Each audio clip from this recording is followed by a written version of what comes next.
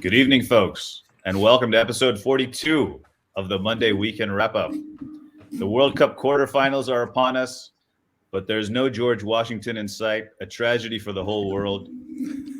The famous Berhalter babes have been knocked out of the World Cup, and many around the world are suffering and crying. Flooding has been noticed in Washington, D.C. Please speak to your local authorities if you have any flooding problems in your house. It's probably because you're crying because the U.S. is out of the World Cup. It's over, right? It's over for them. The World Cup's over. The World Cup's over. Right. Yeah. Speaking of, we got some. We're gonna talk some football today. We got Hoff joining us. Hoff, how are you? Great. How are you? What did Tony the Tiger say on his deathbed? I don't know. I don't feel great. Cultured, how are you doing? Welcome in, Cultured. Hello, mate. Yeah, good. Thank you. I'm doing glad good. we're back to calling it football, not soccer. Yeah, we All call it that football. nonsense is done. Yeah, it must be odd, isn't it? Because when you're in a competition with the rest of the world, you can't automatically be world champions. So, I think we're still the champions. We're the best CONCACAF team. We win the Olympics, right? Yeah, exactly. And Milo, how you doing? I'm very well. I was just laughing at Hoff's name tonight, which is Hoff Charlison. Oh, that's great. Yeah, that's great. I like it. Why don't we just start off with that? Let's start off with the Brazil game today. Did you guys catch any of the highlights or see any of the play of Brazil today? Yeah, I watched most of it. Yeah, let's talk about Richarlison. How did Richarlison play today? Good. I mean, I want to say good because of the goal, but other than the goal, for Brazil, he just pops up in the right spot, right? He always does something magical for Brazil, but I don't think he necessarily played well. Mm-hmm. Will he ever play like that for Spurs? I hope. I can't see it happening with what's his name? Conte, yeah. Yeah. Doesn't that frustrate you being a Spurs fan, seeing Richarlison play like that, with his, freedom and Brazilian style, and then he goes to play for Spurs and it's just like this Catenaccio Conte style? Is that ever going to get to you? I know winning is number one, but it might bother me a little bit, but not enough for me to like, oh, we need to get rid of him so I can go watch him enjoy playing somewhere else. Right. Right. Also this morning, Japan-Croatia. Japan lost on penalties. Japan was playing some good stuff today. I watched most of that game. Guys, by the way, I'm at my parents' house, not in my house, obviously. I'm on Wi-Fi as well, so I don't know what's gonna happen. I'm sitting on the floor as well. It's just I have a webcam connected to a selfie stick that has my phone on it. My webcam's on the selfie stick. It's just it's called commitment. Are we gonna get a rate my setup pick after this? Yeah, we could. We could. My parents have this thing called IP Box. I don't know if you guys have heard of it. Basically, I can watch every single British channel that exists. Yeah. It's awesome. So I was able to watch BBC One for the first game, then ITV for the second game. It was great. Nice. Yeah. I enjoyed the Japan game. I was rooting for Japan a little bit, just, underdogs. Yeah. But I really, they always end up playing the same way. Like they always go out at the round of 16. That's very, very common trend. And, man, their work rate is incredible. Like they just don't stop running. If they just had a little bit more quality in that team, they'd go places because the work rate is, as you'd expect from a Japanese team, just phenomenal. Like just charging around the pitch right to the final whistle, and it's very, very impressive. And they impressed me a lot. But the penalties they took were pretty poor. I know the Croatia keeper will get a lot of the plaudits, but the penalties themselves were pretty bad. I mean, that Japan team, they made Croatia look like a team of 30 plus. Like, I know that Croatia team is old, but Japan made them look old with their work rate. Yeah. But the penalties, I think it's that old adage, right? If a penalty goes in, it's a good penalty. But when you miss and it's that easy for. I think the Livakovic in goal for Croatia had one really good penalty save, which was the right hand, which he had to extend out and flick it around the post or out wide. But generally, they were pretty poor penalties, I think, from Japan, which is annoying because I wanted Japan to go through. When it went that far, I wanted Japan to go through. Yeah, I don't even know if they felt like they didn't even practice penalties at all. That's what I kind of felt like that too. I was like, did they, especially after Mina, the very first one? Oh yeah. I was like, did they even practice these? Because it was not a good penalty.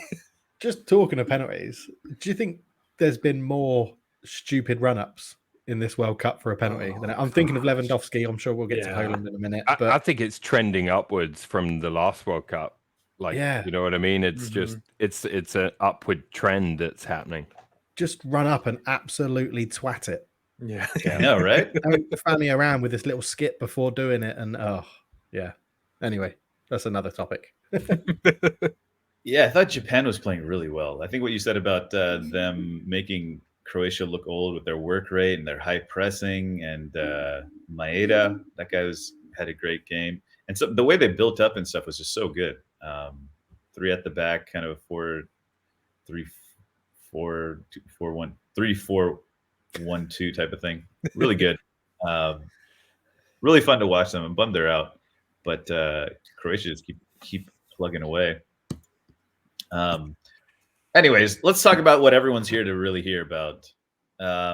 USA versus Netherlands. Unbelievable match. Probably one of the greatest matches of our lifetimes. One of the greatest losses in history.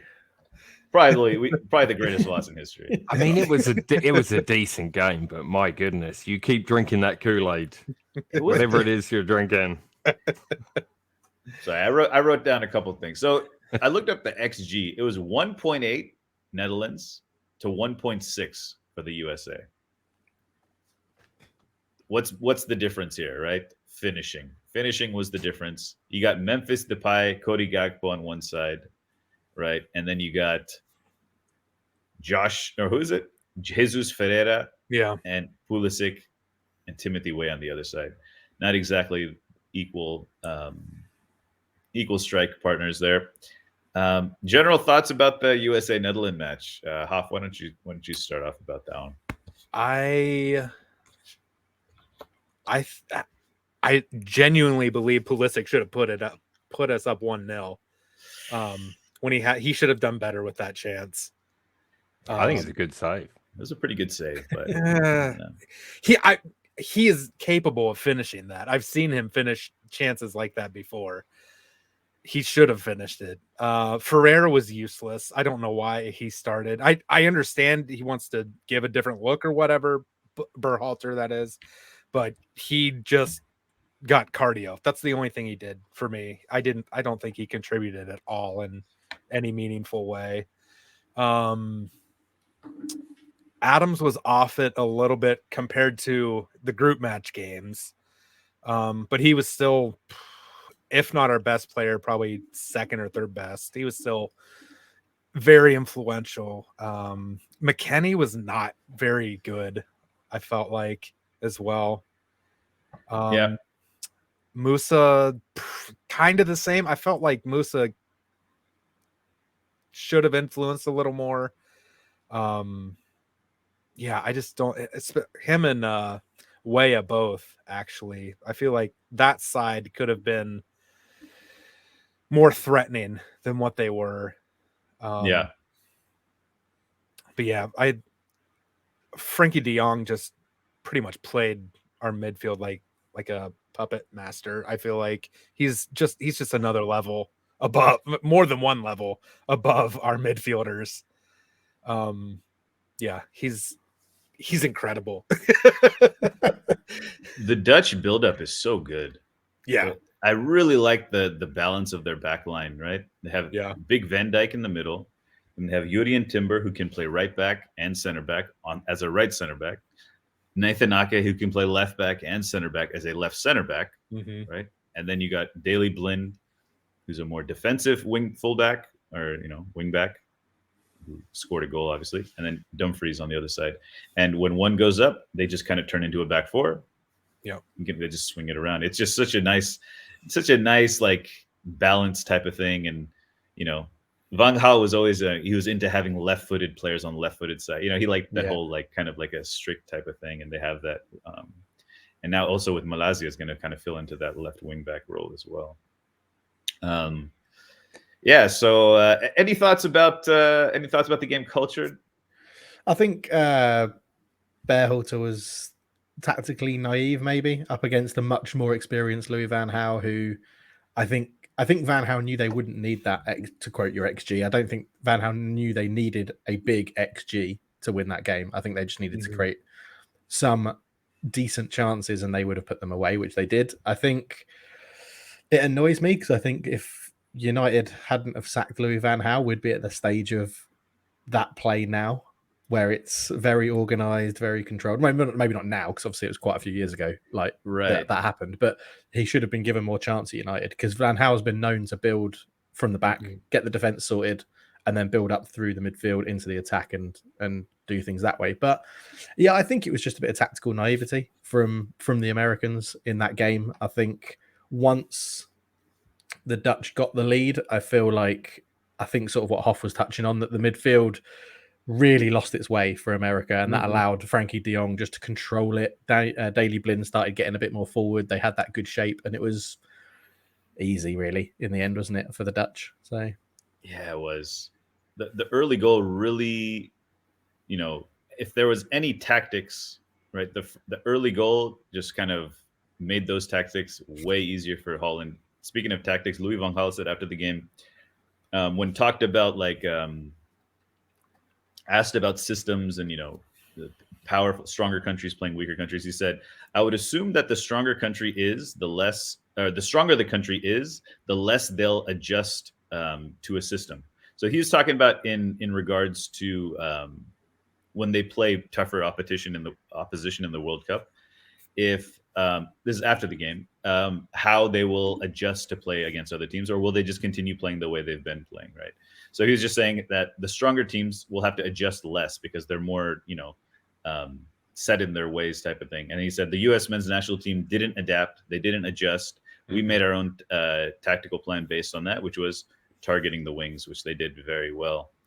And I read a comment that the U.S. has never been well prepared for right-wing attacks. I think that's a political. That's supposed to be a political joke. But yeah, you could see during the group phase, we conceded one goal, not even from open play, a penalty kick. U.S. they were playing kind of a high press, right? And that high pressing style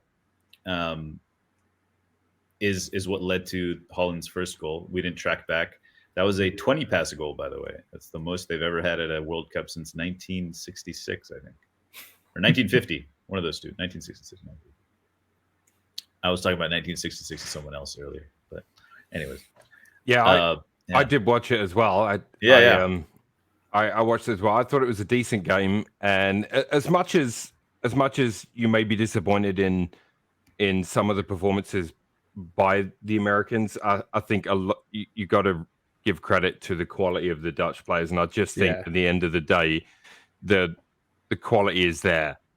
Just that little bit extra, just to take them to where they need to be. I don't know how deep that Dutch team will go in this tournament. I mean, they might go deeper than people thought they would, but just the way they play, and they're very organized. But I mean, they allowed the US to have the ball quite a bit. And obviously, much like against England, US controlled the ball quite a lot of the time. But the results, when Holland had an opportunity, they put it away. And that is the difference at this level. And that'll be what makes or breaks teams, every other team in this round, including, I mean, England, Senegal we'll get to. And that's there's a difference in quality there as well. So, now we're getting to the quarters. That's when it really will stand out, right? That's when we'll really see it stand out. But yeah, I just thought Netherlands had a little bit too much for you on the day, and yeah.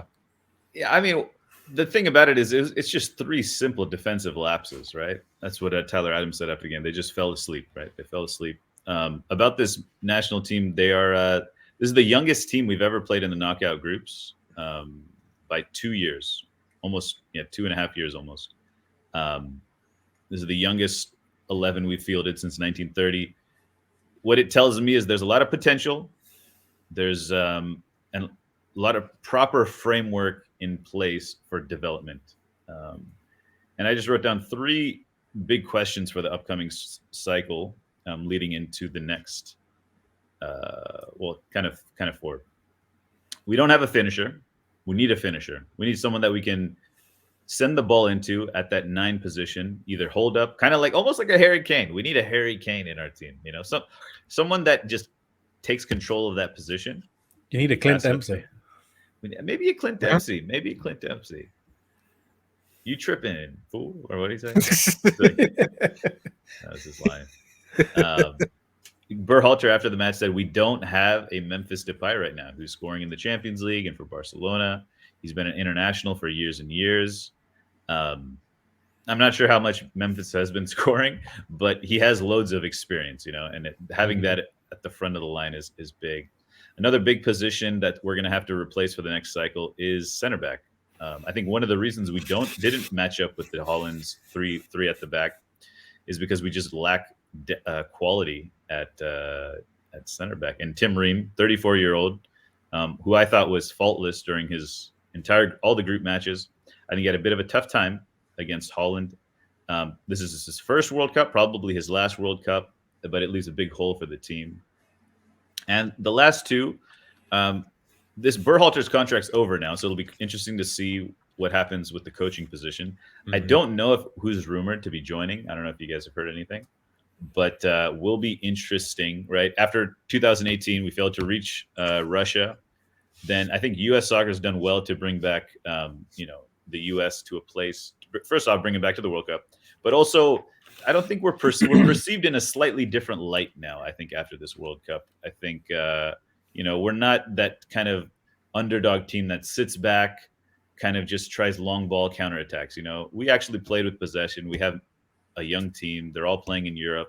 I think we have a lot of potential, hopefully for next World Cup. We're all going to be they're going to be primed. I think not many are going to be over 30 but for next World Cup, it's going to be pretty good. You're going to have 7 starters 30 and up. Are we? According to what I was looking at the other day, yeah. 7 of that starting 11 will be 30 plus. I saw a thing that was they're going to be right in there. I think I know what you're looking at. Was it posted in your Discord? Yeah, maybe. I think Cash had posted that showed Cash had posted something that showed the ages of people in 2026.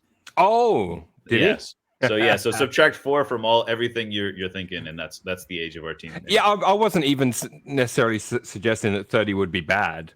Oh, right. So just more so that, if your peak is 26, 27, they say, right? 27, 28, somewhere in there. It'll be nice to have more than one player in the squad that has World Cup experience. Yeah, true. True. I think the future's bright for you guys, and it's definitely a tough team to play against, I think, which has got to be good for you guys. You got to be enjoying that. And that's why it's a little disappointing the way we conceded those goals. That's the only kind of thing is those are just schoolboy errors.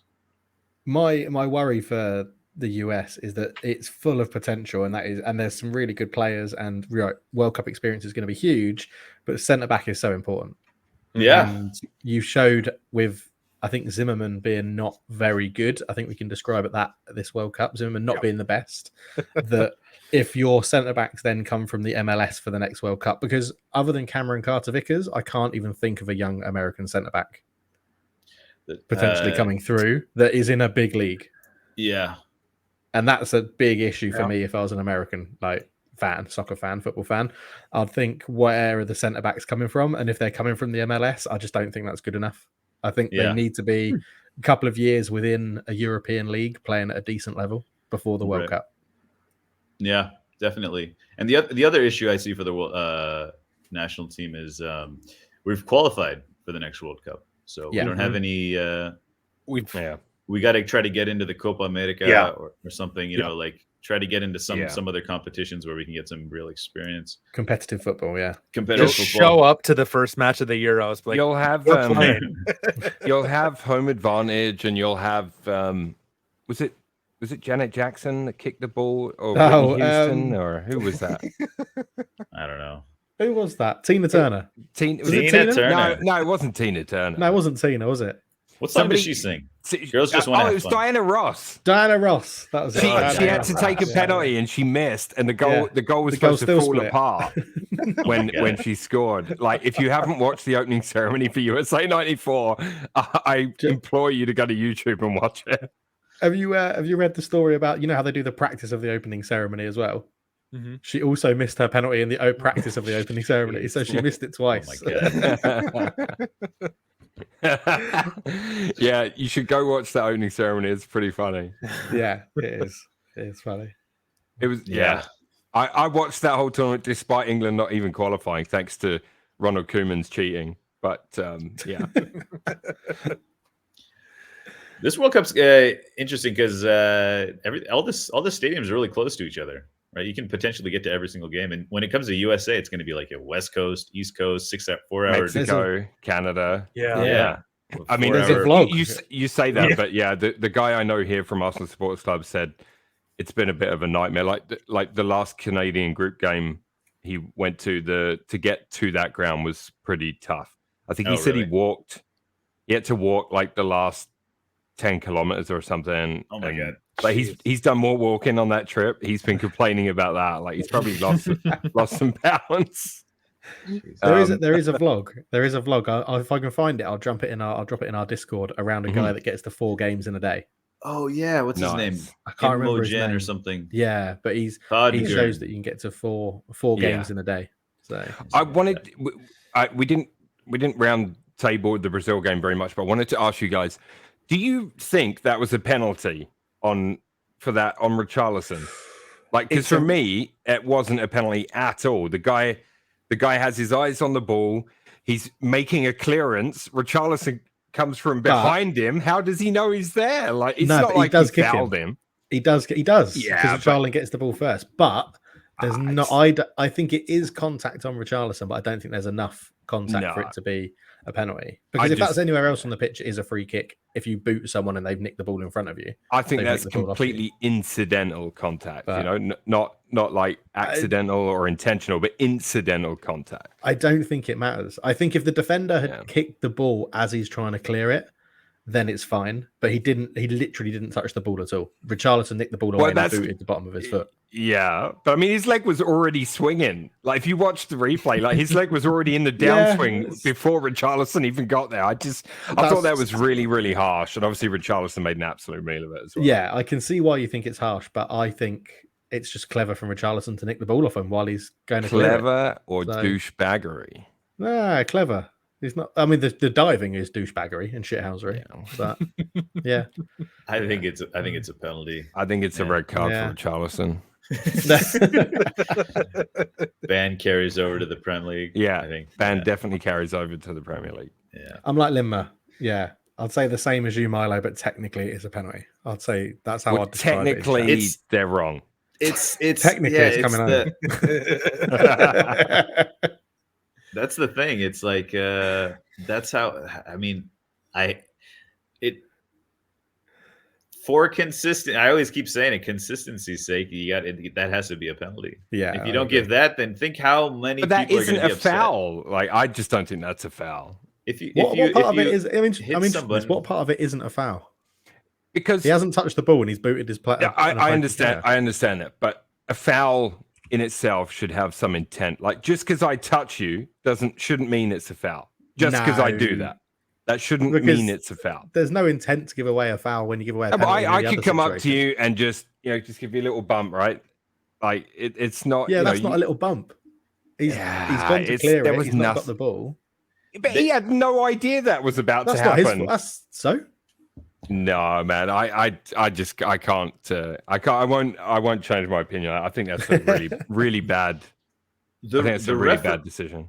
I mean, we could go back to the Did we talk about Cavani?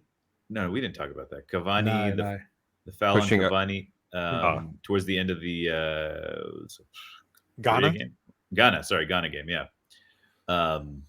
There was a penalty that wasn't called, and Cavani kind of stuck his leg in front of the right back, or on the right, down the Ghana's right side, and was appealing for a penalty. And then after the match, he threw over the VAR system in the tunnel going down.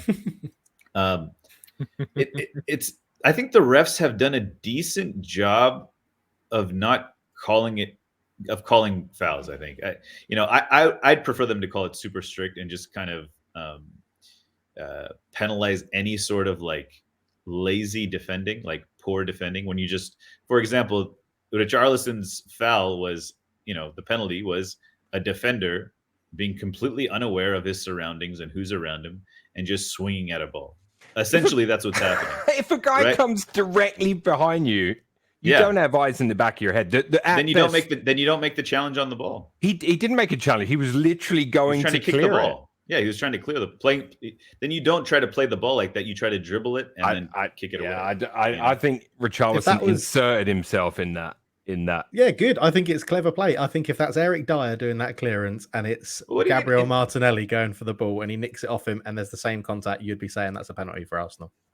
But what do you mean inserts himself? I disagree. I disagree. What do you mean inserts himself into the play? He's trying to take the what? Well, he does what's he supposed to? He's not what's trying Richarlison to. Yeah. supposed He to does do take the ball, and it's the tackle itself I have no issue with by Richarlison. I'm not saying Richarlison committed a foul. Right. What I'm saying is that I don't believe that what the defender did. I'm sorry, I forget who it was, but I don't believe what the defender did is a foul. I don't believe he fouled Richarlison. That's all I'm saying. Okay. I just don't believe that was a foul because I feel like a poll needs to go out here. Not really, because who gives a shit? You know what I mean? Like, the game is over. We're on to the next game. But I just was interested in your thoughts. Now I know them. I mean, I personally, if I was the ref or the VAR guy for that, I wouldn't have given a pen. What if we can do that one day? Like we can read the players' minds and be like, what was their intention? What, like a minority report? Minority report. And then for me, if Richarlison had been level, like even shoulder to shoulder with him, or even just behind him as the guy's lining up, not when his leg is literally in the downswing position when Richarlison arrives. Like we're talking inches from touching the ball. You don't realize someone's there and pull out of your kick. You just don't do it, right? But you just said the word aware. That's awareness. That's a lack of awareness. Yeah, but what I'm saying, Richarlison wasn't there at that point. Do you know what I mean? Like, it's literally like what we could do then is from now on, you could literally wait for a guy to kick the ball and just run up and insert yourself there. Like, just stick a leg out and just, if they kick you, then it's a foul instantly. Like, it wouldn't. It would be a foul. That would be a foul. Those all the time. No.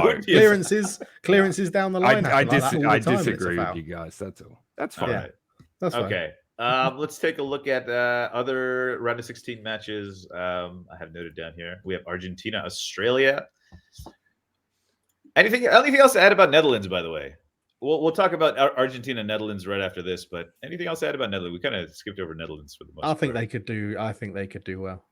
I think how they're set up so well tactically, I think they could do well. It's sort of reminiscent of when they beat Spain with the diving header from Robin van Persie that year when they got they did well that year, and I feel like whether they've got that like Milo was saying, whether they've got that depth to go further in when things start getting really tight, I'm not sure, but the way they're tactically drilled is just incredible. Yeah. The weak point of their team is the goalkeeper, I think, right? Yeah, I mean, I've never heard of him. Exactly. He's like he's not the best goalkeeper, but but Frankie is just kind of playing that kind of, he's dropping into the center back. It's fun to watch. The thing is once you take a lead, you can really play how you want. You can really they can play their style so easy, which made it so hard for the United States. All right, but talking about Argentina, Australia, the winner of which will face Netherlands. Messi scores on his 1,000th match as they defeated Australia 2-1. big save at the end to deny Australia's goal in the dying minutes, made for an exciting finale. The first half XG was 0.08 to 0.07 first half XG, but Messi managed to score in there. A nice goal by him. Second half, Australia had to push forward. A lot of great defensive work from Manchester United's Lisandro Lucha, the Butcher Martinez. Also, Enzo Fernandez came into midfield. He didn't start the first two matches for Argentina, but he came on in the Mexico match, the second group match, and ever since then he's been playing very well for Argentina, kind of pulling the strings for the front attackers. For me, Argentina won, but they don't look very convincing. I think they're the fan favorite with Messi and everything, but they're going to have to raise their game quite a bit to beat the Netherlands. Any thoughts about Messi and Argentina? Milo, any thoughts about them? Yeah, I enjoyed this game as well. I thought the Aussies, until they got their sort of late goal, 77th minute, I didn't think they had much of a sniff. I thought Argentina controlled the game.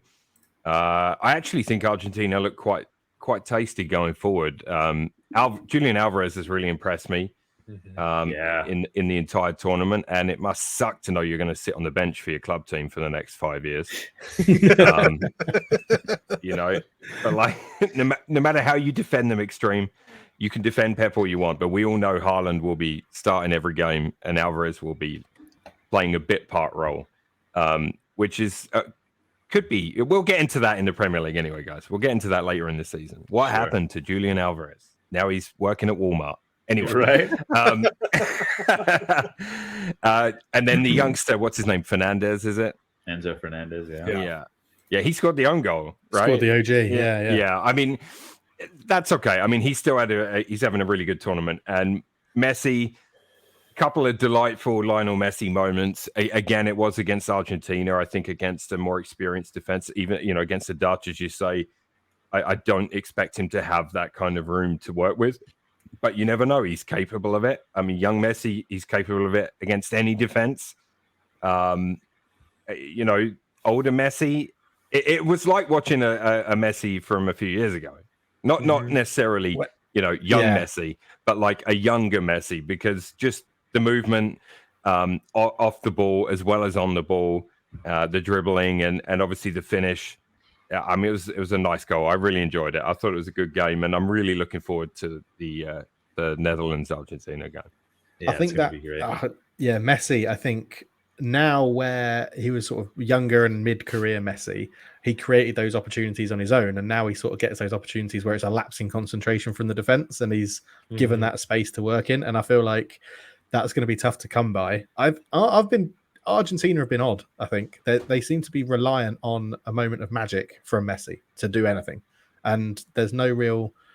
I mean, Di Maria looks awful this World Cup. I think he's been absolutely dreadful. Angel. Where's your boy Dybala? He got benched. I know. I can't believe it. I can't believe he's been benched for Di Maria. It's just shocking. But and Di Maria got benched too. Then Di Maria did get benched. Yeah. So, but Australia had one shot on target, and it wasn't their goal. So that's always a good point. It was the shot at the end from Kual, who's signed for Newcastle, hasn't he? Joins Newcastle in January, which would be really interesting. Him backing up Wilson and Almiron and things like that. Be interesting to see how he gets on, because he looked lively when he came on. Yeah, Graham Kual got some problems. I'm really salivating over the thought of an Argentina-Brazil semi. So I think I'd love to see. I know I was talking to a Brazilian guy about this yesterday. It might well end up a little boring. Some of their games can turn into a bit of a slugfest. But there's a red card in there, I think. Oh yeah, at least someone. Yeah, I would love to see that. So I don't know if that's going to happen, but we'll know soon enough. Yeah, it's going to be good. So, we've got Netherlands, Argentina, and then we have the next quarterfinal or round of 16 match was France, Poland. Giroud makes history as the French down the Eagles, the Polish Eagles. Mbappe with 2 after an Olivier Giroud opener. Mbappe is on a completely other level. That's what I have written down. Mbappe is on another level than the majority of the football world. So much pace, so much cutting, killer instinct. Really fun to watch. It felt pretty straightforward. I don't remember Poland doing too much in this game. Did you catch this game, Hoff? I did. I caught the second half. I was thinking the entire time, like the smile that was on Deschamps and Mbappe's face when they realized that Matty Cash was going to be on the other team. Because he probably he's not Polish, but he probably wishes he really wasn't Polish after that. But yeah, Mbappe is just silly. He's just I don't have words. Yeah, that first goal, like his first goal, he hit it so hard that in the slow-mo replay, it was still really fast. Like I just couldn't. Yeah, Szczesny's been such a good goalkeeper this tournament for Poland, and he is nowhere near it. Mbappe was just like, I'd love to see him in a good league. Love to see him every week in La Liga, Premier League, even Serie A. I don't think Serie A would suit him, but yeah. Poland did have in the first half, didn't they? They had that. They made France scramble where they shot straight at Lloris from a cutback, and then the rebound was kept off the line by Varane in the first half. But other than that, it was all France, and England next in it for them. Sorry, Milo, I interrupted you. Go on. No, not at all, mate. I'm happy to hear all the points. I mean, yeah, Mbappe just it was pretty incredible. I mean, Cash in the Discord, I don't know if you've seen, is in full Mbappe simp mode now. Is he? I think it has something to do with England v France. He's such a bandwagoner, isn't he? He really is. Like, because I actually had Soccer to dive into the archives and find a comment where Cash from in February, Cash is like, Mbappe's so overrated. Yeah. now he's like, Mbappe's the best thing since sliced bread. And anyway, so that made me chuckle a lot. I mean, two great goals. The first one, as you say, Culture, that was if you look at it, I think everybody would assume he's going to shoot across the keeper, right? Curl it in that far corner, and then just to power it in on the near post side. I mean, crikey, that was a hell of a strike. So I'm really looking forward to. I'm looking forward to the England-France game. We'll get to that, but I am looking forward to it, and I think France have some weaknesses, but I also think it's a Poland team, outside of Lewandowski, I don't know. Szczesny's really good. They just didn't have anything for me. So it's these round of 16 ties. A lot of the teams you'd expect are going out. Now, usually that means there'll be an upset somewhere, but it hasn't happened. No upset yet. Well, maybe you could argue the Japan, Croatia, but it doesn't really feel like an upset. I mean, I think it's also worth noting as well that France have lost Kante, Pogba, and Mbappe, and they're still this good. Like, Benzema, it's ridiculous. Benzema, Benzema. Sorry, who did I say? Mbappe. I mean, I hope they and Nkunku as well. I mean, look, Nkunku. So Griezmann's fine. I think he can play a great role for that team where he's playing. It suits him way better than being the more advanced forward. Yeah. This is much better for him with Mbappe and Dembele, and then Oli G, who just continues to play really well for France, and he's having a good season for Milan again. He was man of the match for France there. I mean, he continues to impress. I mean, I always liked him anyway, so it's not really a surprise to me. But their midfielder is Tuchmene and Rabiot. Like Rabiot would be the weak. Like if I was playing against them, I'd be like, that's the guy we have to target. Yeah, he's been immense though. I think he has been immense. Absolutely immense. I know. Like, I agree. He's the weak link, but when your weak link is playing that well, it's sort of like bloody hell. And then right behind them, you got a giant in Upamecano and then Varane as well. So it's very, very difficult team to play against. So yeah, I'm looking. Well, we'll get into them more. We'll do previews in a sec here. Yeah. The other round of 16 match yesterday was England beating Senegal 3-0. Dominant performance from England. 3-0 back. And the English and Liverpool legend Jordan Henderson with the first goal. Amazing talent. Not overrated at all. Not overrated at all. Harry Kane with the second, and Bukayo Saka with the third. For those that don't know, Soccer and Cartwheel got into it a little bit in the Discord about Jordan Henderson's rating. Yeah, I take on the Liverpool fans. I'll take them on. They're very convincing, though. They're very convincing. Yeah. So my general thoughts about this match. I mean, it was a relatively tight game until. I mean, England were pretty dominant, but once England scored their first goal, it just felt like there was no way they were going to any type of comeback was going to happen or anything.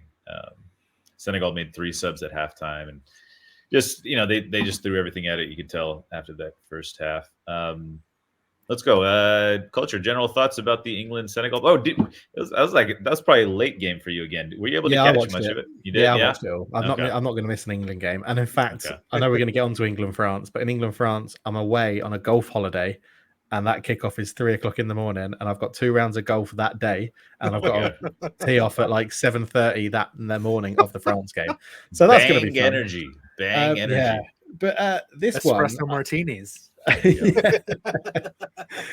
This game, I think Southgate did a very good job in this game. I thought for the first 20 minutes he wanted to feel out how Senegal were playing, what they were doing, which meant we tried to control the ball, and then he made a few little tactical tweaks which I think exploited Senegal's weaknesses where they pushed fullbacks on.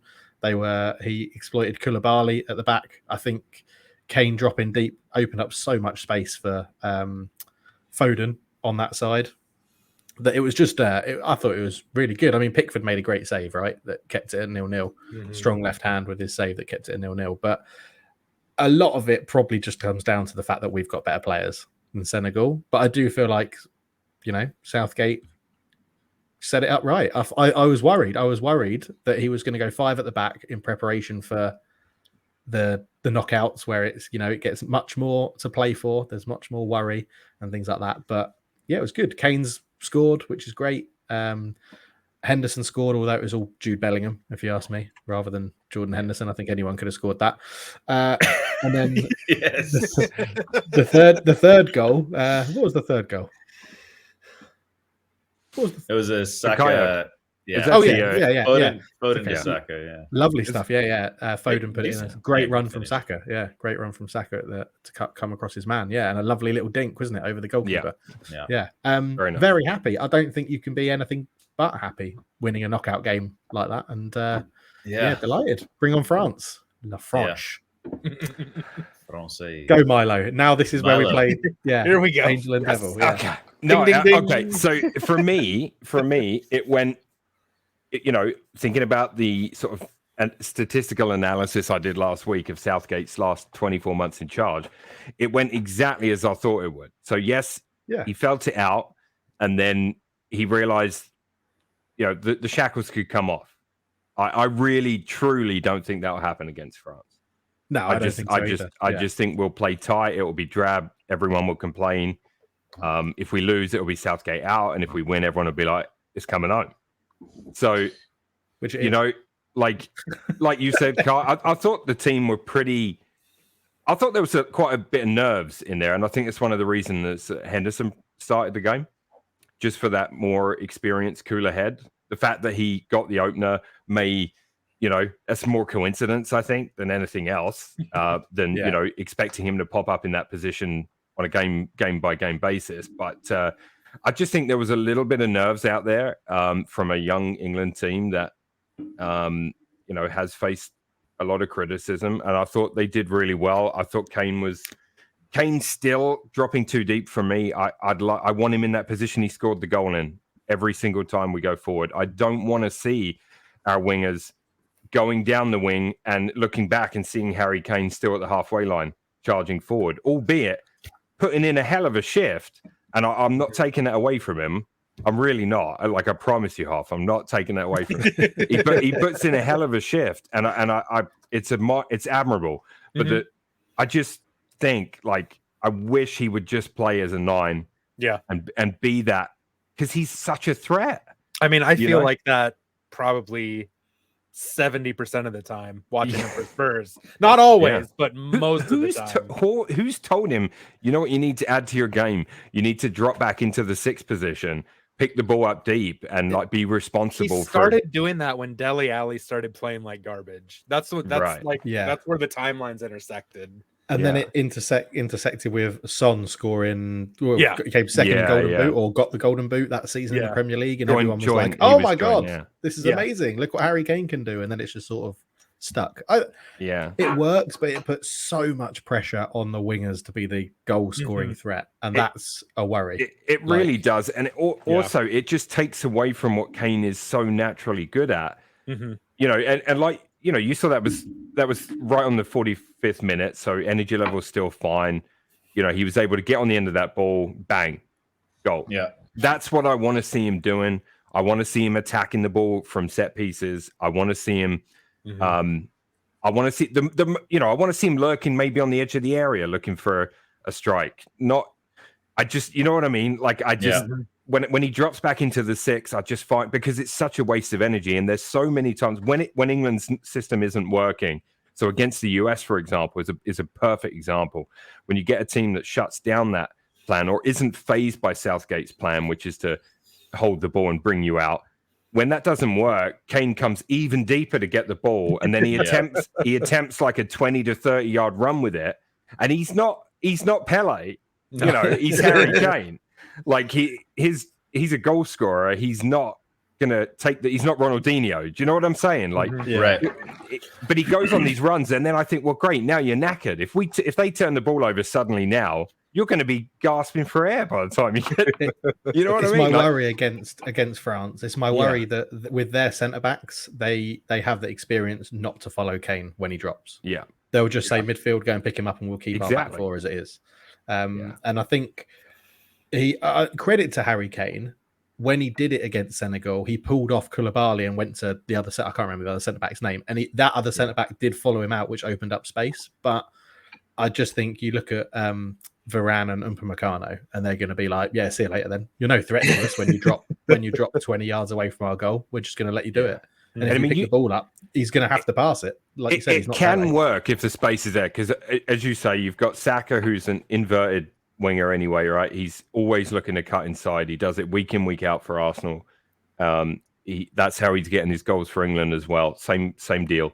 You've got Rashford that can play the other side, that does a similar job, if not maybe more of a natural centre forward. I think, if not better. I wouldn't go that far. Good Lord. Sterling, obviously. Sterling, it sounds like home invasion. Yeah. It's a bummer. So even if he comes back, who knows what state of mind he'll be in. I don't know. Tactical home invasion by Southgate, maybe? Or by the French. That's a little dark. I'll be honest. I think playing without Sterling may benefit us. Yeah, that's what I'm saying. But it's hard to leave him out because of his pace, right? It's the same if you have experience. If you have an A-form Sterling on whatever your choice of football game is, FIFA, Pro Evo, whatever it might be. If you have an A-form Sterling and an up arrow, you're going to play him because the pace is just there. You're not going to shoot with him, right? So you're taking that skill away. If we put in Rashford and Saka or Foden and, you know, or whoever you choose to replace him, I just feel like we have more complete players. And that's harsh on Sterling, but that's how I feel. I've always felt like that. If England switched to a back three against France, I think France have been playing four at the back, though. Who comes out? Is it a winger and Mount goes in kind of like a... Oh, I hope not. No, I think he just doesn't play an attacking midfielder. So I think it will be basically you lose one of the Like Saka or midfield Foden. three. So I think it would be Saka and Foden on the wings, Kane up front, 2 in midfield, which would, if he's going back 5, it'd be 2 in midfield, which would be Rice, let's say Henderson and Rice, or Rice and Phillips, or someone like that. It'll be back 3, 2 Henderson. wingbacks. There's no way I'd he'll imagine. just play Phillips now. Yeah. No, so I was very happy to see Phillips get quite a lot of minutes in that game, like because we had it wrapped up so early. That was good. Right. And I ideally against France, I would like to stay 4 at the back. That same 4 is fine. I think Kyle Walker will struggle against Mbappe because he struggled against Ismail Sarr. But I thought defensively he was pretty horrendous. Yeah, to be honest, same against Senegal. And then I'd have 2 in midfield, which for me would be Rice and Phillips.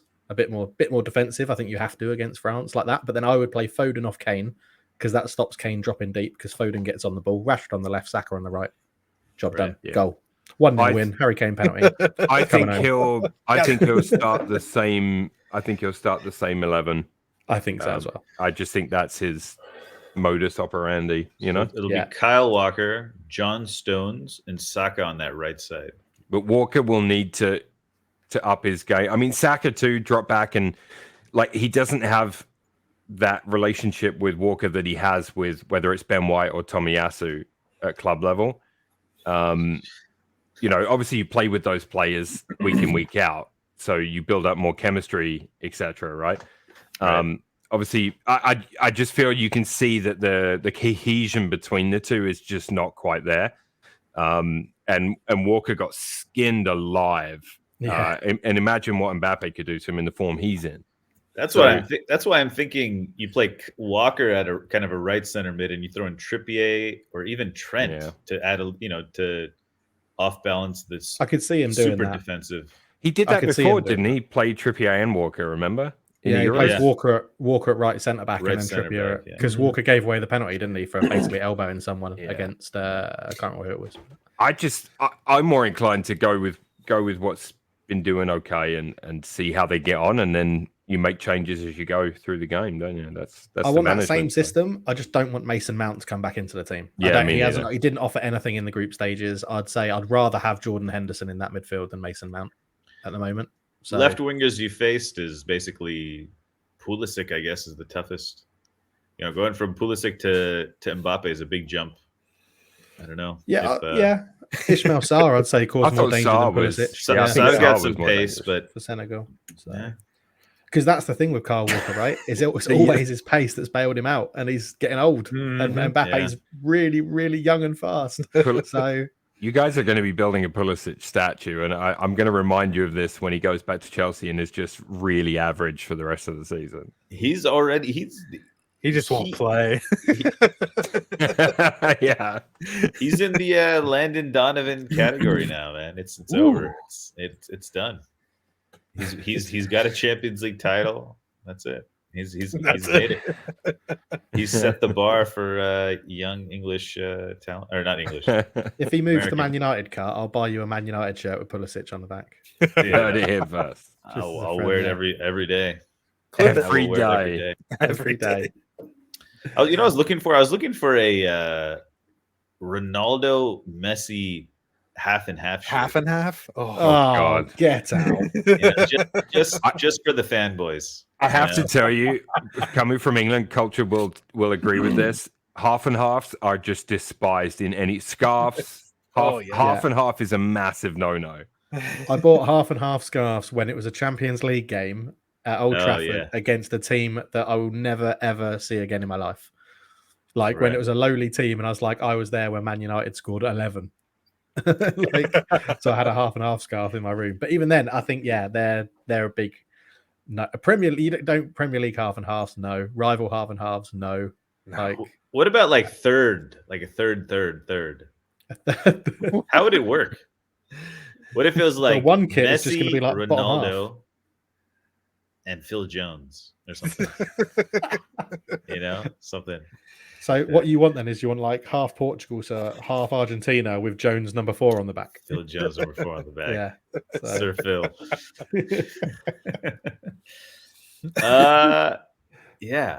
Let's take a look. We kind of covered today's matches at the top. Tomorrow we have Morocco, Spain, and Portugal, Switzerland. So I don't think we Croatia, Japan was not an upset. I think we can say that. I don't think there was any massive favorites, though Japan looked, I thought, better. Will there be an upset tomorrow? Morocco, Spain. Any upset? I mean, I think Spain win that, but ask me about the next game. Okay. It depends on anyone which else? Spain We're all shows picking up. Spain. Are you giving think me Spain. the Costa Rica Spain, or are you giving me the Japan Spain? I don't know what happened against Japan. They were just in second gear against Japan. I think. Yeah, they were already through, right? Yeah. Technically, they weren't. Nah, they could have gone Jap- out. Oh yeah, but that's true. That's if true. Japan won and Mm, the other side won, Germany. Germany. Germany. It could have been those two. But I think yeah. Spain wins it, right? Yeah, I think Morocco just lack a little bit. I think Morocco will give them problems. 36 years since Morocco was last in a knockout game. I think Spain will class it up again in this one. I think they'll take it up a notch again. Morocco's only conceded 1 goal in the group phase so far. Could be tricky. It'll be interesting to see if they can just like turn it on and off like that. If they can, and if they do, I can see them in the final. Because I think their midfield after France is probably the second best. Or sorry, not I said France. They have Rabiot. Good Lord, what am I doing? I'm just looking at the midfields. They might have the best midfield. Like, I like Netherlands midfield. That's a lot of pressure on Gavi and Pedri for a young age. That's very inexperienced. But they've been delivering for the most part. Let's go into You're right. It is. I think Brazil's midfield is the best. Okay. Yeah, they have a Manchester United player, just in case you forgot. God. No. Something interesting about Spain is that Gavi wears the number 9. Do you think they're like? That is weird. And Asensio plays the false 9 usually in the beginning of the matches. Do you think that they're kind of grooming him to be a false 9? I feel like there's some like master plan here.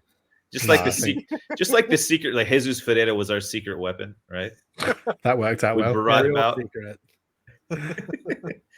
And now maybe for England, Saka Foden up top was their secret weapon. First time they started, I think. And maybe Gavi's just going to be dropped into that false 9 because they keep giving him the 9 shirt, and to me, that stuff throws me off, man. You're giving your center midfielder the 9. It's like, what? What's going on? I saw William Gallas wear the number 10, so honestly, nothing will phase me number-wise ever again. I saw Khalid Boularus wear number 9 for Chelsea at centre back. So Poland's Krychowiak wears 10 or something. Krychowiak, Krychowiak. It's number 10. No, I mean, why would you move Gavi? Just get him playing as many games as possible next to Pedri, and you've got the next Xavi and Iniesta. So yeah, he's slightly better at attacking than Pedri, I think. At least I think getting into the puck. So I can see him. Iniesta was slightly better than Xavi, right? Yeah.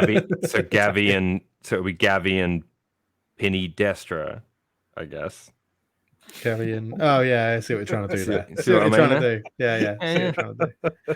So, but anyways, Spain to win. Spain to beat Morocco. Spain to win. Yeah, Spain have they scored in the first 15 minutes of the last 3 of 4 matches.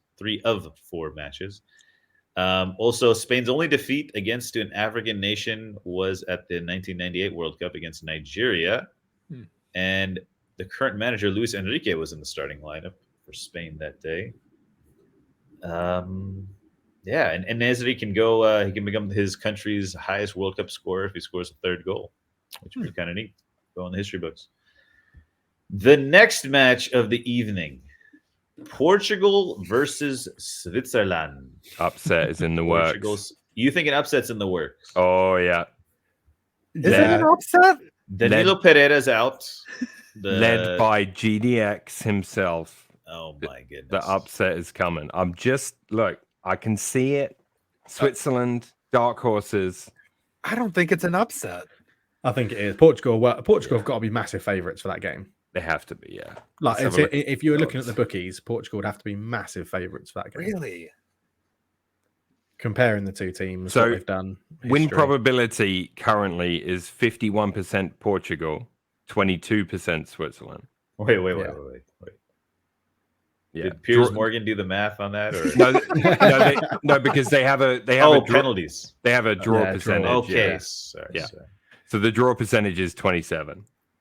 By the way, Yeah, this there's your love situation with Piers Morgan and Ronaldo is just amazing. Oh, Yeah, it's that's good. weird. It's disgusting, so isn't weird. Yeah, it is It's weird. so I'm on this. leechy. It's not on the Ronaldo Piers Morgan. I was going to try and bring it back to football. Sorry, guys. Yeah. You obviously asked us to do our bracket and predicting what's going to happen. This is the one game where I kept switching. I was like, Switzerland are going to win. No, Portugal are going to win. No, Switzerland are going to win. Portugal are going to win. And I settled on Portugal. And now I think Granit Xhaka is going to score an absolute banger towards the end of the game. And it's going to be 1-0 Switzerland. Milo's convinced me. And Arsene Wenger has done it again. Exactly. Give me Jan Sommer in any knockout match. He's questionable. Is he? Okay. Well, if he isn't playing, then that's trouble. But if he is playing, it's going to be trouble for the Portuguese attack. What did you make of Ronaldo's latest hissy fit? What was this one? So he went off like the Portuguese coach made some comments about. I thought you'd be all over this, Cart, by the way. I've been in transit. The Portuguese coach made some comments about it too, because like he wasn't happy he got subbed off basically. In the last game. Then there's the whole thing about his tuft of hair that he claims he scored a goal with.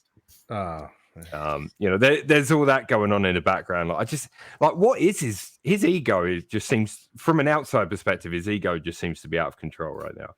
So what I did see, he's signed a 150 or 200 something million, 200 million 2-year contract. Yeah, 2-year contract in a Saudi league. I heard about that. How long do you think he'll last in that league? He says I don't know. He'll be. I mean, over there he'll be fine, I think. Oh, he'll score a shit ton of goals there, and then he'll complain that he's not up for the Ballon d'Or, and everyone will be like, will he just get bored? Is what I'm thinking, and he won't want to finish out his contract. Yeah, that's what I see happening. All right, there. Just to refresh anyone, Ronaldo was subbed off in the 65th minute. He was cameras caught him, and lip reading experts have said he's in a rush to sub me, he says.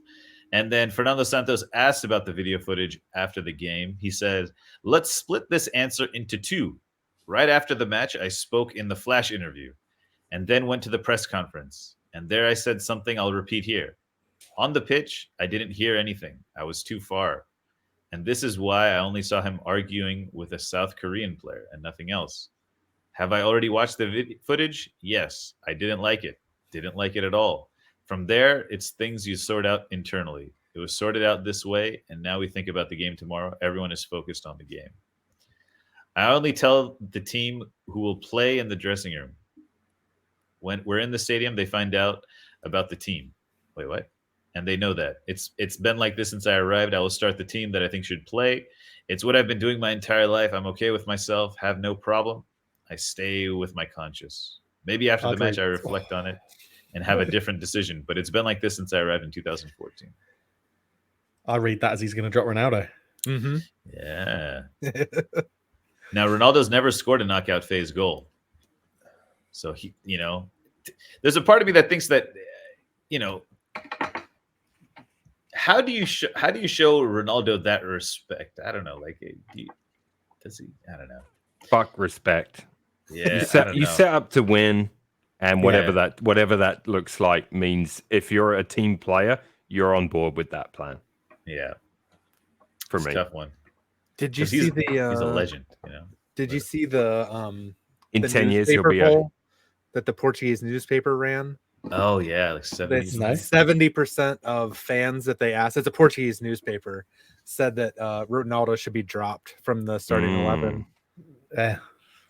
It just make, because in 5, let's say in 10 years time, I'll be generous. In 10 years time, he will be a YouTube video that you bring up to say, do you remember Ronaldo? I think he'll be talked around as a legend of the game. Yeah, but what I'm saying is, it's going to, like Ronaldinho is. Like, he's just like we'll look at him on right? YouTube now and again. What I'm saying is, he's going to be irrelevant pretty soon. Like, and I don't think he can accept it. I think that's clear. Yeah, it'll be like, I bet there will be there's going to be a section of fans that are going to be like, oh, remember when Ronaldo was playing? There's no player like him anymore. Or same with Messi type of thing. Same with Ronaldinho. Same with Zidane. All these guys. Like we're just always like, there's no more player. They don't make players like this anymore, type of thing, right? That's what I mean. Like he's still trying to make everything. It seems a big deal. Every single aspect of his career. Yeah. And it shouldn't be. Like, he's 37 years old. Like, he's on his way out, whether he wants to admit it or not. It's happening. Yeah. And the irrelevancy will begin when he goes and plays in Saudi Arabia. Not to them, but to us, because we won't really see it. We'll see highlights, I guess. But it's funny. It's funny how he was talking about, I want to be I'm a top player. You don't treat top players like that. When he's in his Piers Morgan Manchester United exit interview, he's talking about, this, that, and then he signs for a Saudi Arabian club, where it's like he's not playing Champions League football. He's not doing anything. Like, who, by the way, he rumored to turn down in the summer, right? The only club that came in for him was a Saudi Arabian club. Yeah. I don't know if it's the same club, but it's sort of, surely he's got to understand now that he's not what he was. He would still be a legend. He was always a legend at United. He was always one of the world best footballers. But absolutely, yeah. Like Milo said, he can't. It seems that he can't deal with the fact that age has caught up with him, and he's not the best anymore. Who have there been any other stars that have gone out like this? Not in this.